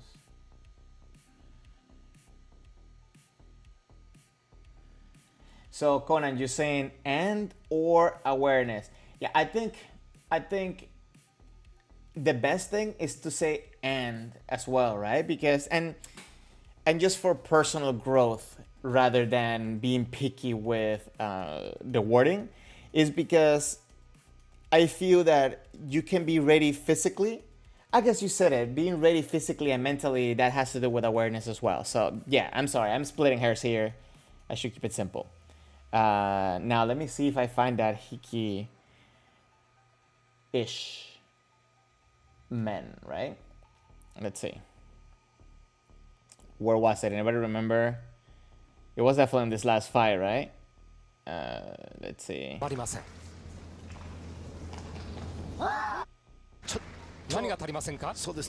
it was around here.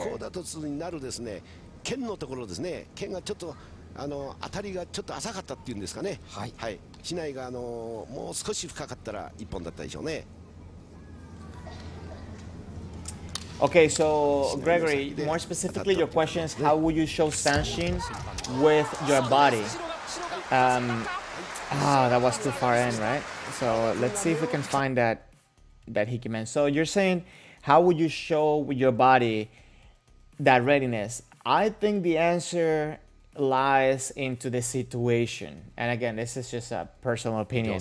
Depending where your opponent is, what is your opponent doing after? I think in this case, Miyazaki, and I'm trying to find it. I'm sorry if I cannot find it. I don't want to spend, a lot of your time. Oh, I think it's right here. Let's see. Okay. He does that. But then look what he does. Looks exactly what he does. He has his hands up, so almost like a hikiwasa, right? And he turns around towards the opponent, and then immediately he makes a little bit of distance, and then he brings the hands down to a Suba Serie. So I am going to say that the answer to that question would be, it really depends on what's happening in the situation. You have to be aware of where your opponent is, what's your opponent doing, and react accordingly. Or I should say act accordingly. Then Conan is replying to Gregory, I will think just like how you choose Sanshin for a regular man. You'll be more concerned with the strike itself satisfying the condition of Yokudatatsu. Especially Kiken Taichi. So yeah, I mean, I think it's a valid waza. I think the Kiken Taichi is showing in the sense of the ki is there, and the unity of the body and the sword, right? It's not like he's hitting and then jumping. He's making it in unison. Now, is that a valid technique based on, I think depending on what tournament, what country you may be on, and the judges themselves. But I think that's a valid waza. It's not something, I think it has a very specific use. But you know what? I'll do more research about it. I have a couple friends that I feel that could give us a very good and a straightforward answer about this. So I'll keep you updated. I'll remind me next stream on Sunday, and I'll have a complete answer. Or I should say, I should have a complement to what we have talked about today. So, okay, so Conan, you said you would think just like how you would show Sanshin for a regular man. Gregory said Hiki was almost. Okay, so you understood, but again, I don't want to say lock yourself into one model. I think it has to do with the situation. But I think the most general answer would be that a Hiki-ish style. Jan, you saying that? No, Gregory saying that Jan was spot on, and Artem. Oh, could I check my messenger? Oh, okay, my friend. Let me see if I got something. I'm guessing you're talking Facebook, maybe. Let me see. Yes, because I have a new message there. Sorry, guys. Give me 1 second. Let me see if Artem sent us something interesting. And my computer is very, very slow. Okay. Let me. It's a lot in there, I think, right, Artem?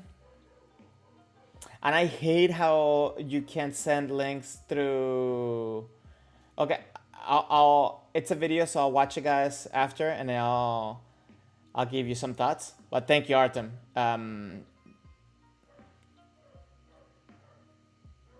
Yeah, thank you. I'll watch it, but it's very interesting. Because I feel that a lot of the, if you're gonna be judging it as a wasa, like as a shimpan, a lot of, you depend on the judges and you depend on the skills of the judges.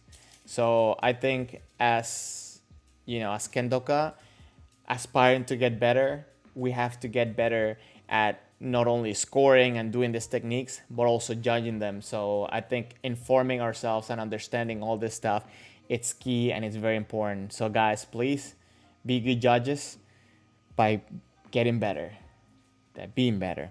Anyways, let me show you guys the last video that I have for you guys today. Let me play it real quick. Okay, so now because this video, it's bigger, now I have to resize it. I'm sorry, guys. Give me 1 second. And my computer's being special.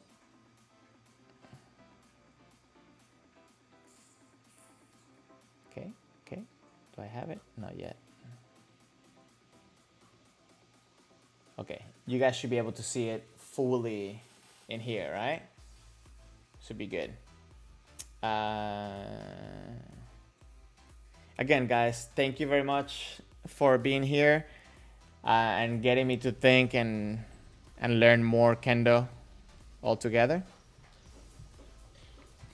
Wait, what's going on? I hear the sound. Okay.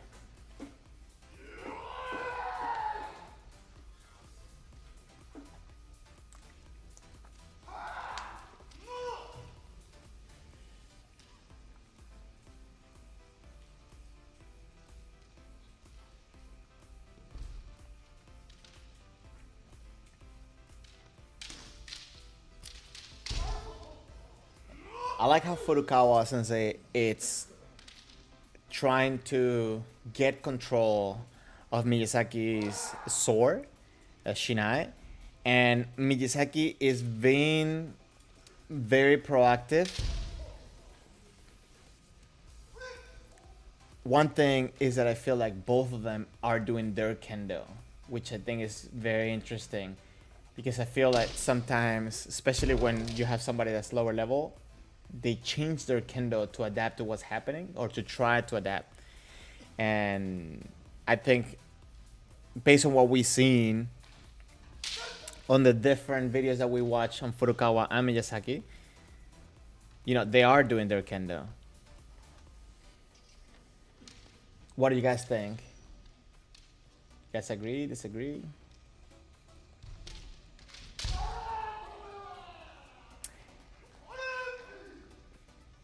I think Miyazaki has had great approaches and great... Oh my god, I hate when this thing does that. Okay. That man that he just threw, let's see. Oh, it wasn't there. It was something a little bit before. Okay, right here. So he goes forward. He closes the distance. He goes around, he puts the sword around, and then he lunges straightforward with a very compact man. He missed it, right? But I think his Kiken Taichi is so on point that it almost sounds like it was an ippon, because the foot and the sword were so together at the moment of that of the tenouchi. Miyazaki is not afraid to close the distance, to come in.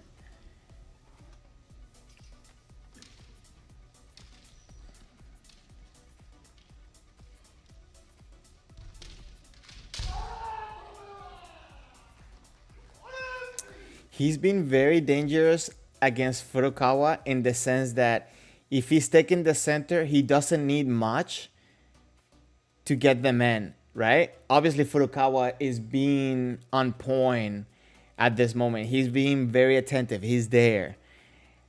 But that doesn't mean that Miyazaki is not taking every little opportunity and every little hole he sees. Obviously, he's using a lot of his footwork to close the distance, to be safe after he throws a waza, right?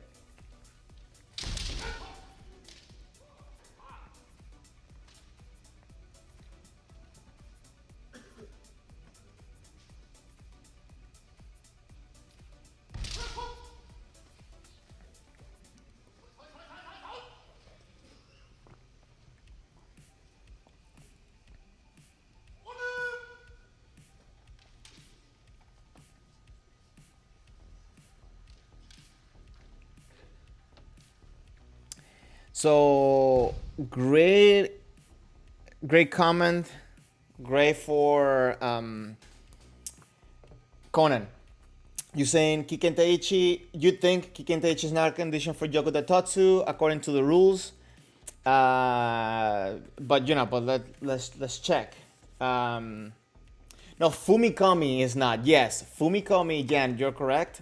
Fumikomi is not, but Kiken Taichi, I believe it is, right? Well, you know what? Let's keep. If you have the rules with you, please check it. I believe Fumikomi is not, because you have wazas like, or techniques like Yakudo, or even Kaeshido, where the Fumikomi is not done at the moment of impact, right? It's a little bit of an off timing. So you have techniques like that that don't do necessarily Fumikomi at the moment of the impact, but they technically don't have Fumikomi, but Fumikomi is not necessary for, but Kiken Taichi is.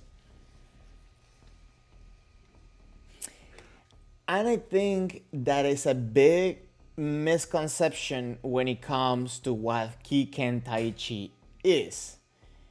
Because again, it depends on the waza, it depends on the motion. And sorry, I was reading Conan's comments and you're saying that I think we all have the rules with us, right? But that's great, and I'm happy we're learning and we're starting together. So thank you guys for doing this. I think there's a little bit of misconception, and people think that just Fumikomi is Kiken Taichi, right? But I feel that someone can hit the ground with the floor, not necessarily be Fumikomi, because also Fumikomi, it's a specific thing, it has a specific function, you know? So they can probably hit the floor and not show Kiken Taichi. I don't know if that makes sense. Maybe I'm just, talking too much.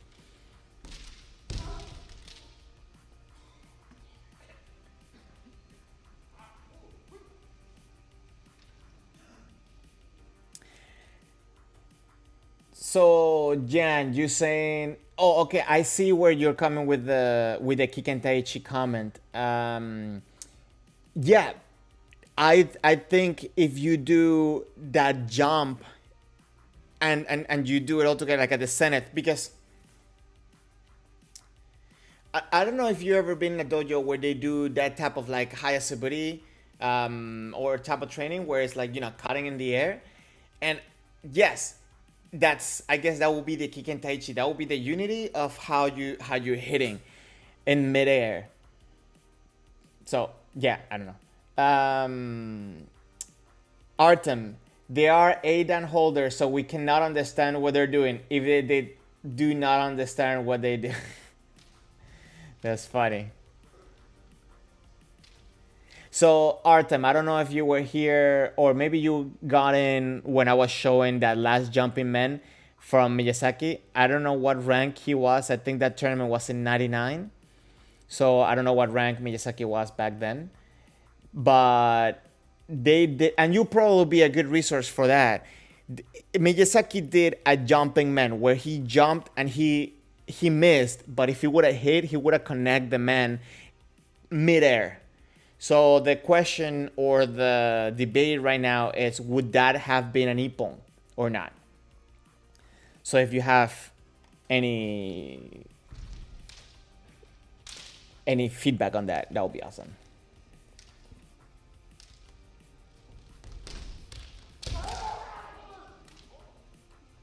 Again, Miyazaki is being very aggressive with those men.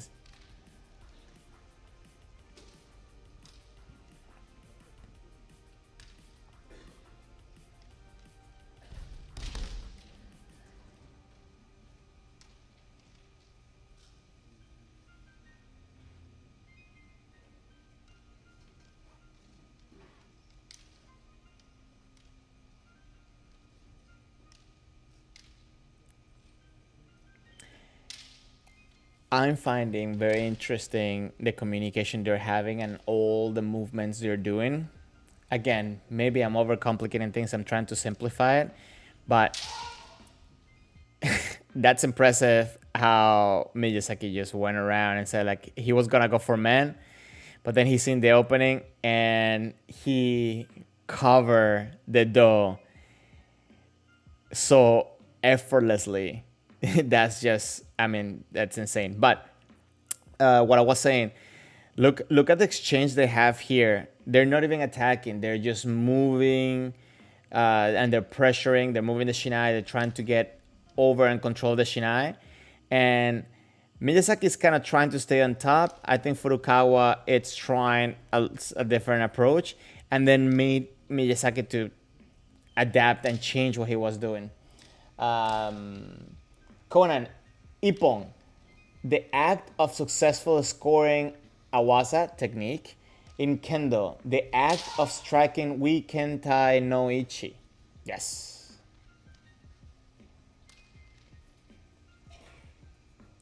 I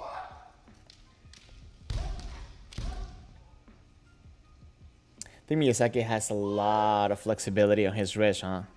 He's literally just going around. He can move the sword in any angle and direction he wants, huh?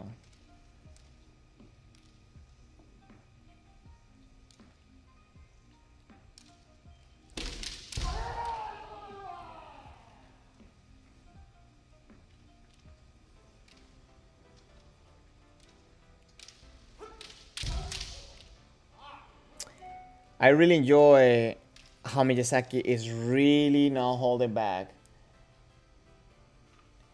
So, Artem, that's another discussion that came up from that topic. Is Fumikomi necessary for Kiken Taichi? And based on the fact that there are techniques that you can score, like, you know, we talked about the rules in the rule book and so on, like Yakudo, where Fumikomi is not at the moment of impact, we're going to say no. And I think in the rules said, somebody was looking at them saying that Fumikomi is not a required aspect for ippon.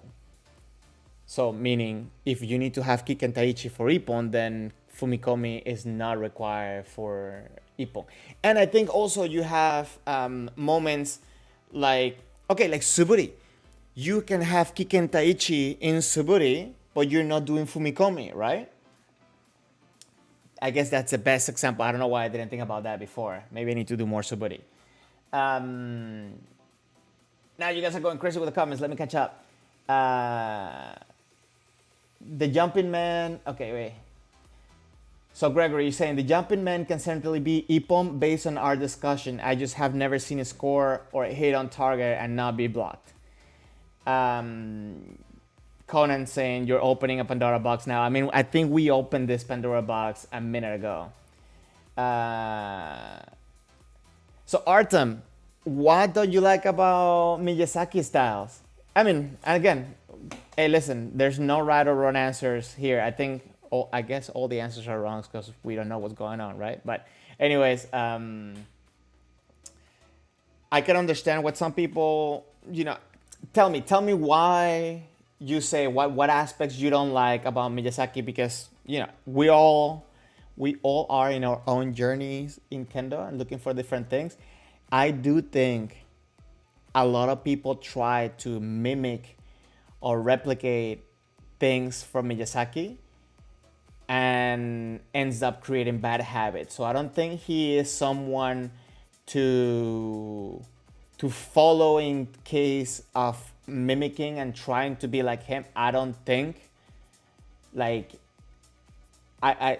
think he's very special and he made his own Kendo. He does his own thing. But what don't you like about his style? I think that's a very important point that I wanted to just explore.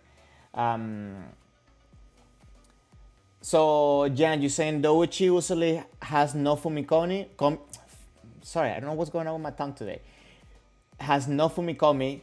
Kotenuki men also. Okay, that's another waza. I feel like Do normally has Fumikomi as Shikaka waza, but like Kaeshi waza definitely doesn't. Or like, or the Fumikomi is a little bit enough timing, right? But you can also do it with no Fumikomi. So that's another, Pandora box that we have there. Conan, in the case of Shiai, Fumikomi and hip movement is what indicates Kiken Taichi, but it's much more, I cannot pronounce that word, I'm not even going to try, than that. Okay. Jan, you think that the rules never mention Fumikomi. And Conan, let's say you do Hirakiashi with Yokomen. Is that Kiken Taichi or not? Yeah, I mean, you know what? We need to explore and we need to simplify Kiken Taichi. I want to make a video about Kiken Taichi. I'm gonna call it maybe Kiken Taichi for Dummies. And it will be about that specifically, breaking down the aspects of Kiken Taichi and just making it clear. Let's get rid of the confusion. Let's just try to make it better for us and understand it. Gregory, your confession, you didn't really like Nishimura's Kendo for a while. His Kendo is amazing, of course, but now it's way better than it was. And again, he's another person, I think, that has created his own Kendo, right? And obviously he's still evolving, he's still making his own thing, but he has a very specific style to him. Obviously you can see influences from other fields, or not other fields, but other Kenshi, but yeah, I think that he's another one that it's just kind of his own thing. Jan, you're telling Conan, sure, why not? You will get my flag. Is the opportunity, if the opportunity is good, I'm guessing. So yeah, to the comment with the Hirakiashi. Yeah, I mean, again, I need to make a video about Kiken Taichi. I think that's a complex aspect that I feel that we need to clarify or simplify. So your help, really appreciate it.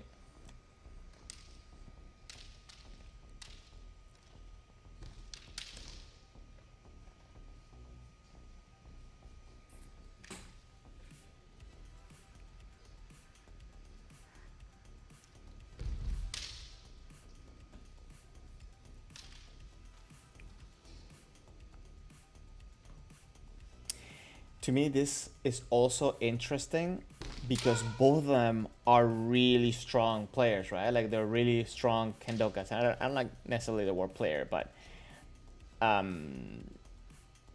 they are strong in different ways. Oh, look at that ski man from Furukawa. Talk about your use of your repertoire, huh?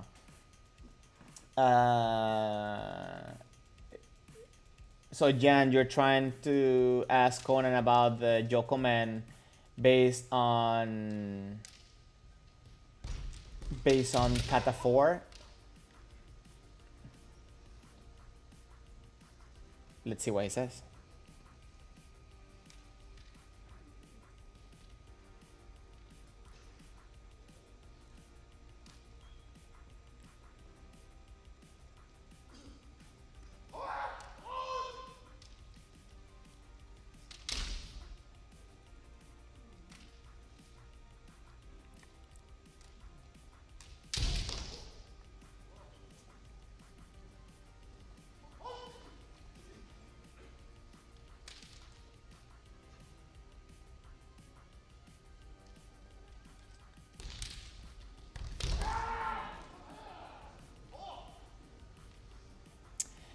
Artem, so you're saying that, yeah, he's special 100%. Yeah, but I understand you don't like his style. I'm not telling you you should like your style. I mean, you should like his style. But is there anything specific that you know, or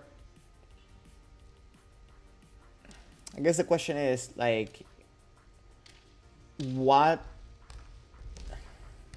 I don't even know what I'm asking anymore.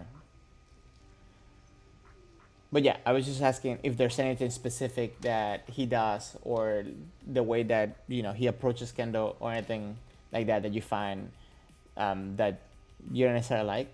And, you know, just it's out of curiosity. It's not a big deal.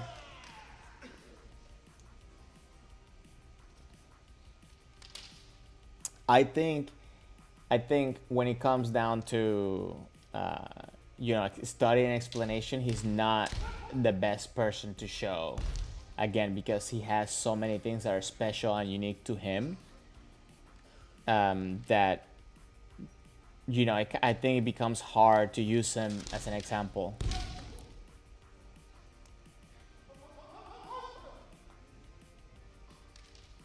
What I'm finding very interesting is that his Kendo, it's very similar to what we've seen before, but obviously a little bit more control.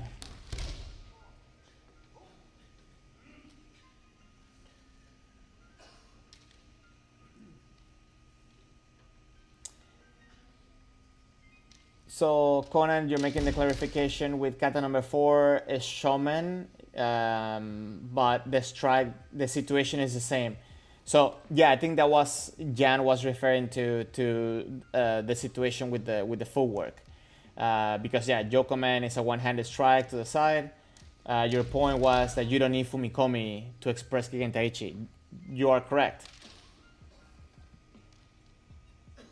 And as a matter of fact, that's another example. Every kata, you don't do Fumikomi, and you still express Kiken Taichi, right?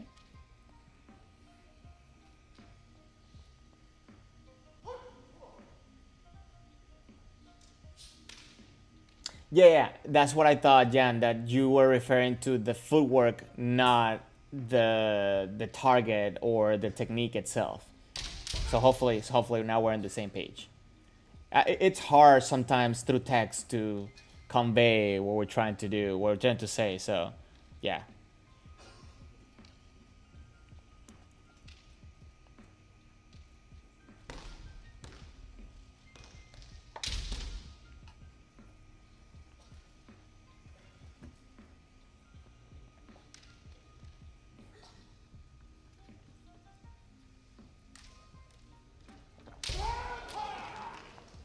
Oh, Chikamoto Sensei, let me write him down so I can find some videos.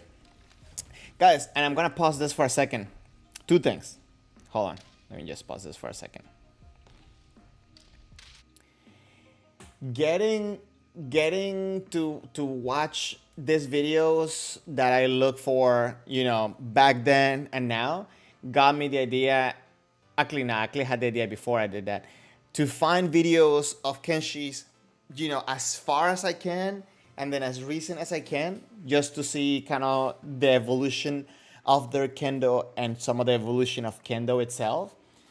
So if you find any good videos from back in the day, like the furthest you can, please send them my way. If you happen to find them from back in the day and they're recent, like in recent videos from the same Kenshi, please send them away, because I kind of want to do a stream with everybody where, we kind of compare really old school with, and it's not really old school and new school, right? It's just like kind of how Kendo within one person has evolved.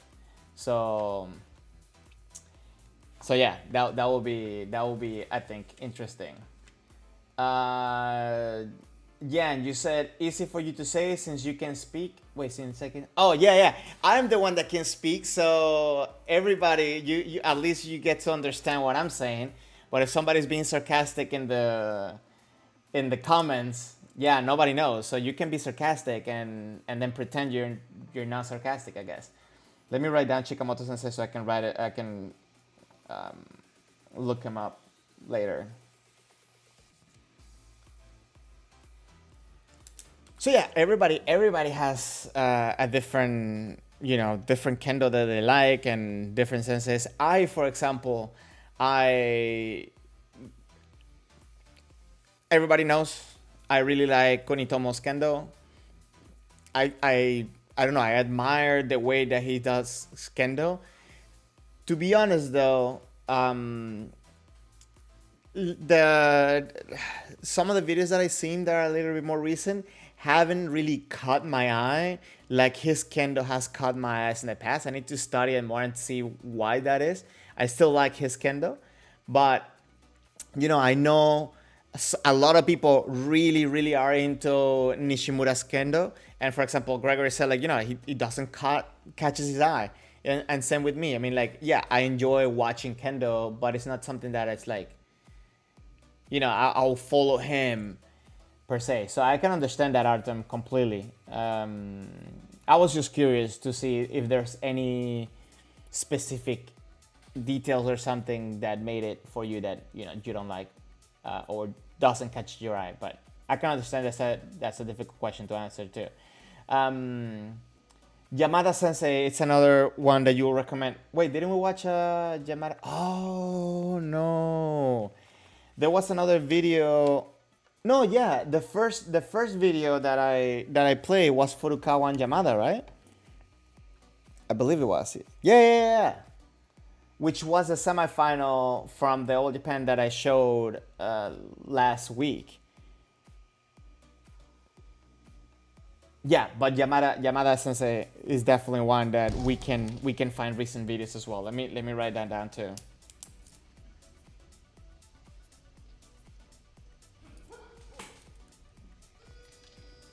Let me write down his first name just in case. The one that I...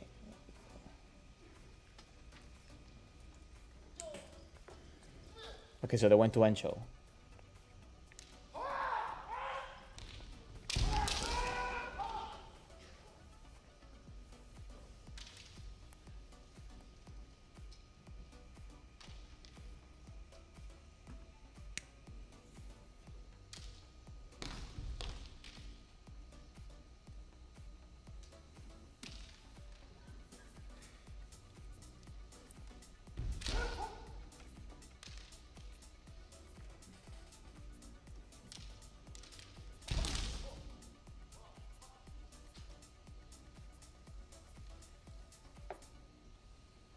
And thank you, Conan. I'll definitely look up Yamada Sensei's videos as well.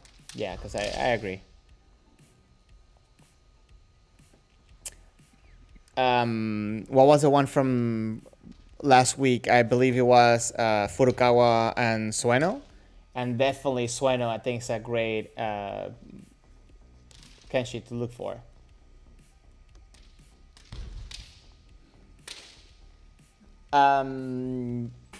Gregory, you saying your question is, why are there only 2 likes on this video? You mean in the stream? I don't know. I mean, some people hit it, some people don't hit it. I don't know. But if you haven't subscribed though, do subscribe to the channel. I am at 947 subscribers. I'm so close to 1,000, guys. That's crazy. That's amazing. Thank you very much for everybody that, you know, passes by here every week, talk to me, and just motivate me to keep getting better in Kendo. At Kendo, sorry. So, well, I see 3 likes, Gregory. I don't know. Are there 3 or 2 likes?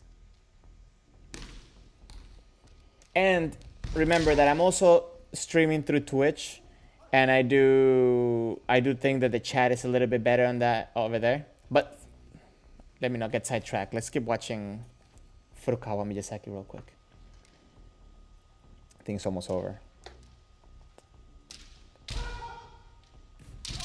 Oh, okay. That one Shimpan was like, oh, nope, it wasn't. But let's watch that. Let's see what happened there.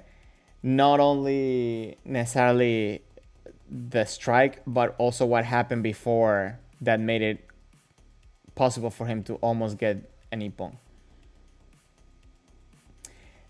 One thing that I'm seeing from both competitors at this point, and specifically right now in this situation, is the attentiveness from Miyazaki, right?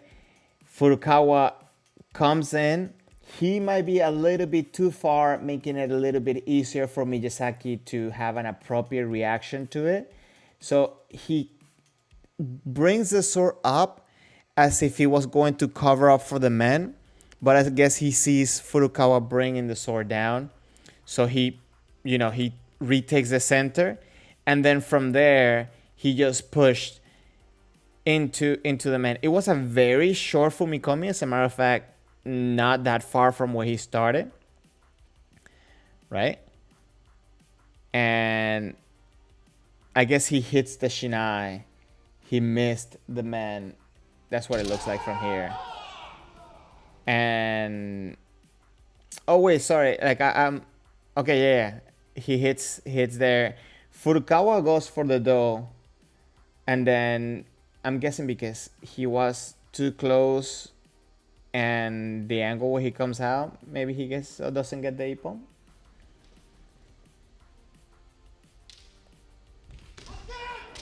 Oh, did you see that attempt for that Tsuki?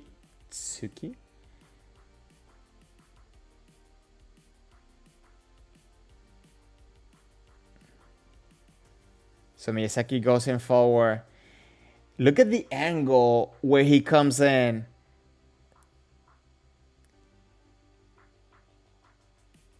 I mean, we all know that Furukawa has a great track record from the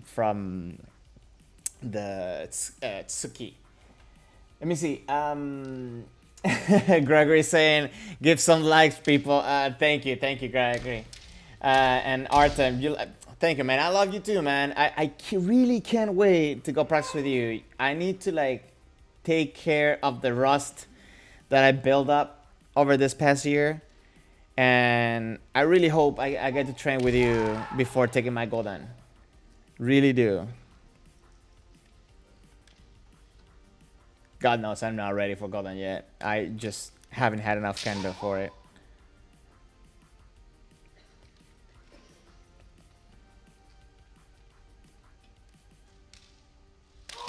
Oh, guys, there's one little thing that I'm just gonna point out. What's going on here? Oh my god, everything. Okay. Okay, so one thing, let me see, is this, no, it was before.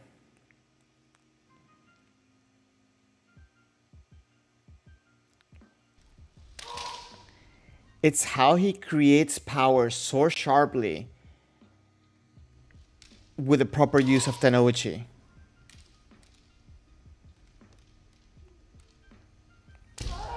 Oh, that.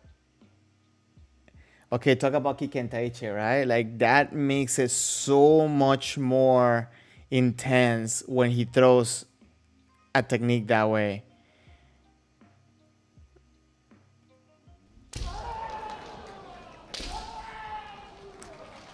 And that's why you don't let your guard down.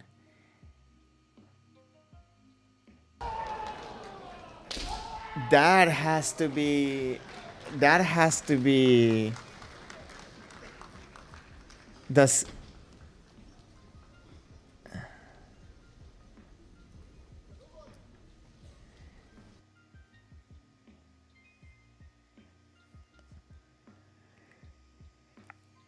I don't know how many attempts were through the match in total. I'm gonna tell you that's definitely way less than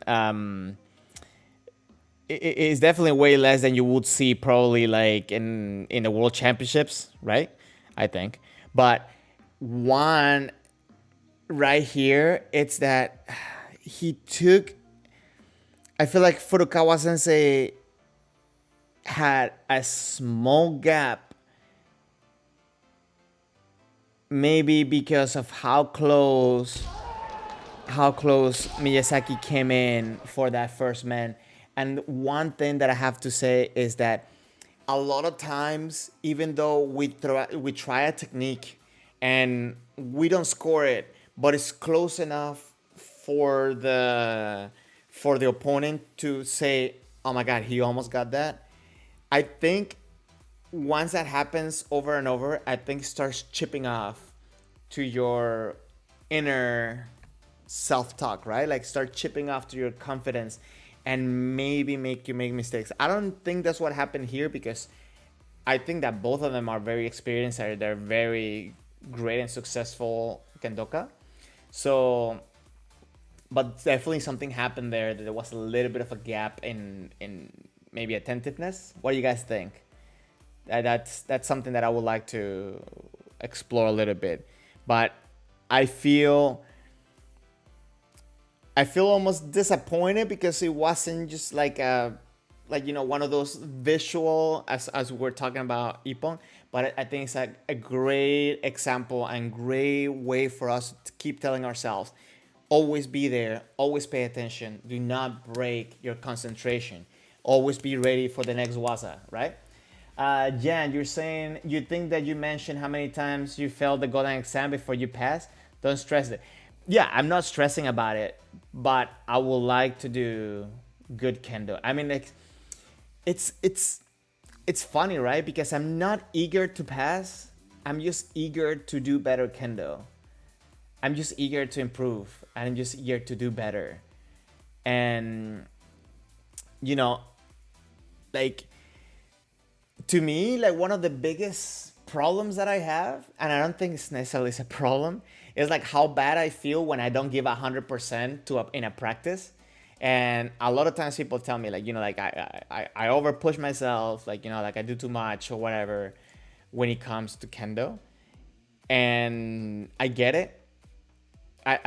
To me, I find it like fun and motivating, but I just want to get better. It's I don't know, it's just my personal thing. You think that's the best attitude? Well, thank you. Conan, you're saying just go out there and demonstrate your kendo. It's a 1-minute demonstration. That's a great way to see it. Yeah, it's a great way to see it, because I feel like a lot of people kind of get into, I have to get an ippon, I have to get an ippon, I have to get an ippon. So they might get like a little bit like competitive when it comes to, let me take this off because I can hear myself, and I haven't figured out how to not hear myself through the headphones. But yeah, so I feel like people kind of get in the mentality and they tend to fail because of that. Or when people start getting like too dodgy and so on. Okay, 1 second, quick little pause, because I want to say that thing that I said in Spanish before. I want to I want people, if there's anybody that speaks, I should say this in Spanish, so hold on. Hay alguien que hable español que esté en el stream ahorita, por favor déjeme saber. Quiero hacer un stream que sea en español, o quiero, porque varias personas me están preguntando, quiero saber cuál es el mejor día para hacerlo.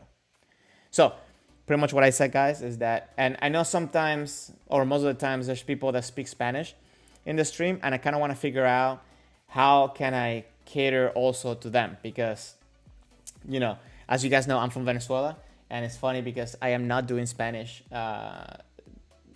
streams, but I should, because I feel like there's a lot. If you think there's like little content in English, whereas there's way less content in Spanish. So I would like to be, helpful. Oh, sorry, my camera just died. Give me 1 second. Let me switch it up so you guys can see me at least.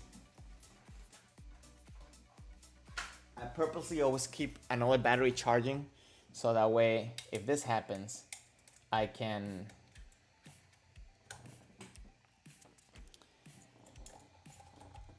switch it up.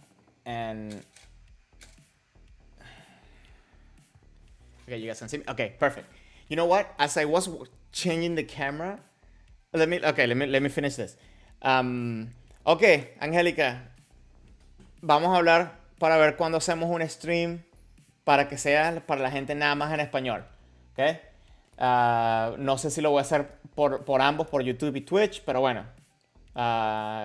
Si puedes, pasa por Twitch también y suscríbete ya, porque se hace más fácil por ahí por Twitch. Pero anyway, hablamos después. Anyways, there's very little content in Spanish. I think I should provide a little bit more content. I don't have time to plan 2 different streams, so most likely it's going to be kind of like the same videos that I share from one, go to the other one.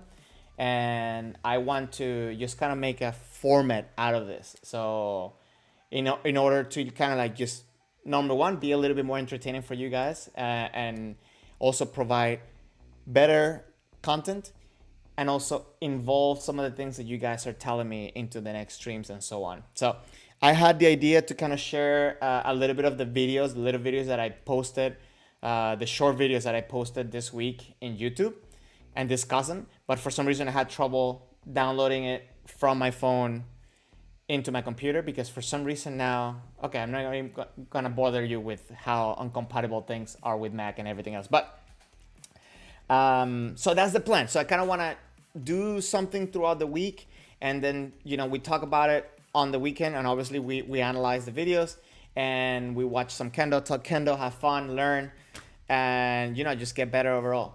I do want to make a video about Kiken Taichi and just simplify it for everybody to understand. So I need to do a lot of research for that, because I feel like, although it can be a simple, and I'm gonna say simple concept, it can get really technical and complicated for some people. Now, what I was going to say before, I just saw the Batman, picture that I have back here when I was like reaching for the battery, and he got me thinking of something for some reason. I don't know why, this is crazy, but how did Superman get a green card? Like I don't know. Just think about that and tell somebody, please tell me how would he? Because if the parents adopted him, wouldn't they get questions like, where did you get this baby from, and so on. Anyways, especially they lived in a small town. So anyways, I don't know. I'm not a Superman fan or anything, but it's just something that kind of like, I work with people with immigration right now, so like I don't know. Anyways, guys, I think that was everything that I had prepared for you guys today. I'm going to take note. I did take notes on some of the videos that you guys share with me, or some of the kenshis that you share with me. I am going to find them. I think if I find good videos that we can contrast for next week is going to be athleticism versus technique. And the idea, actually, I got it from Artem with your comment last week, Artem. So thank you very much for that. Talking about, how Kendo has evolved a little bit more towards the athleticism aspect of it. So I kind of want to just make a little bit of a comparison. And because I feel that when it comes to athleticism, we can do some type of training, we can inform ourselves, we can learn about that. With the techniques, we need a little bit of different training. But I think it's good to be aware of those both, and see how can we learn, and we can improve our Kendo from every aspect out there. I take inspiration a lot from things also outside of Kendo, like I don't know, concepts from that I have learned from. Actually, I mentioned it from like psychology, music therapy, things that I've learned from music in general, or like boxing or other martial arts. I think a lot of the stuff. I used to have a professor in college that says that everything relates to everything, and I think that definitely applies to Kendo. We can learn from all different kind of sources. We can learn from each other. I am learning a ton from just the talks that I have with you guys. So please, guys, keep it coming my way. Remember, please, if you haven't subscribed, I am also doing the streams through Twitch because the connectivity is a little bit better. The chat it's a little bit better. So if you want to pass by Twitch, it's twitch.tv/Kendo Tips. I think that's easy to find. And guys, thank you very much for passing by. If anything, any questions before I head out? I also want to make this a space where we can ask questions to each other. You can ask me. I'll do research and give you back the feedback. And that's what I'm here for. So guys, without any more to say, if there's anything else, I'm going to have to say goodbye for today. I'll be here next Sunday, 3:30 p.m. And hopefully I can come up with that video for Monday or Tuesday. So tomorrow or the day after, because I'm about to go record it. Thank you, Gregory. I really appreciate it. Again, share this with everybody. Help me get to 1,000. I am trying to make it there because I know I can do it from Twitch, but I cannot do it from YouTube. It's to stream from my phone. So that way, if I go somewhere that I can, I feel like it will be an awesome experience for you. I would like to be able, I have the ability to stream from my phone so you can get the experience as well. Jan, thank you very much for passing by. Really appreciate everybody that passes by, just to watch, message me. Thank you very much again. Please stay safe, enjoy the rest of your weekend, and I'll catch you on next week. Have a good one. Take care.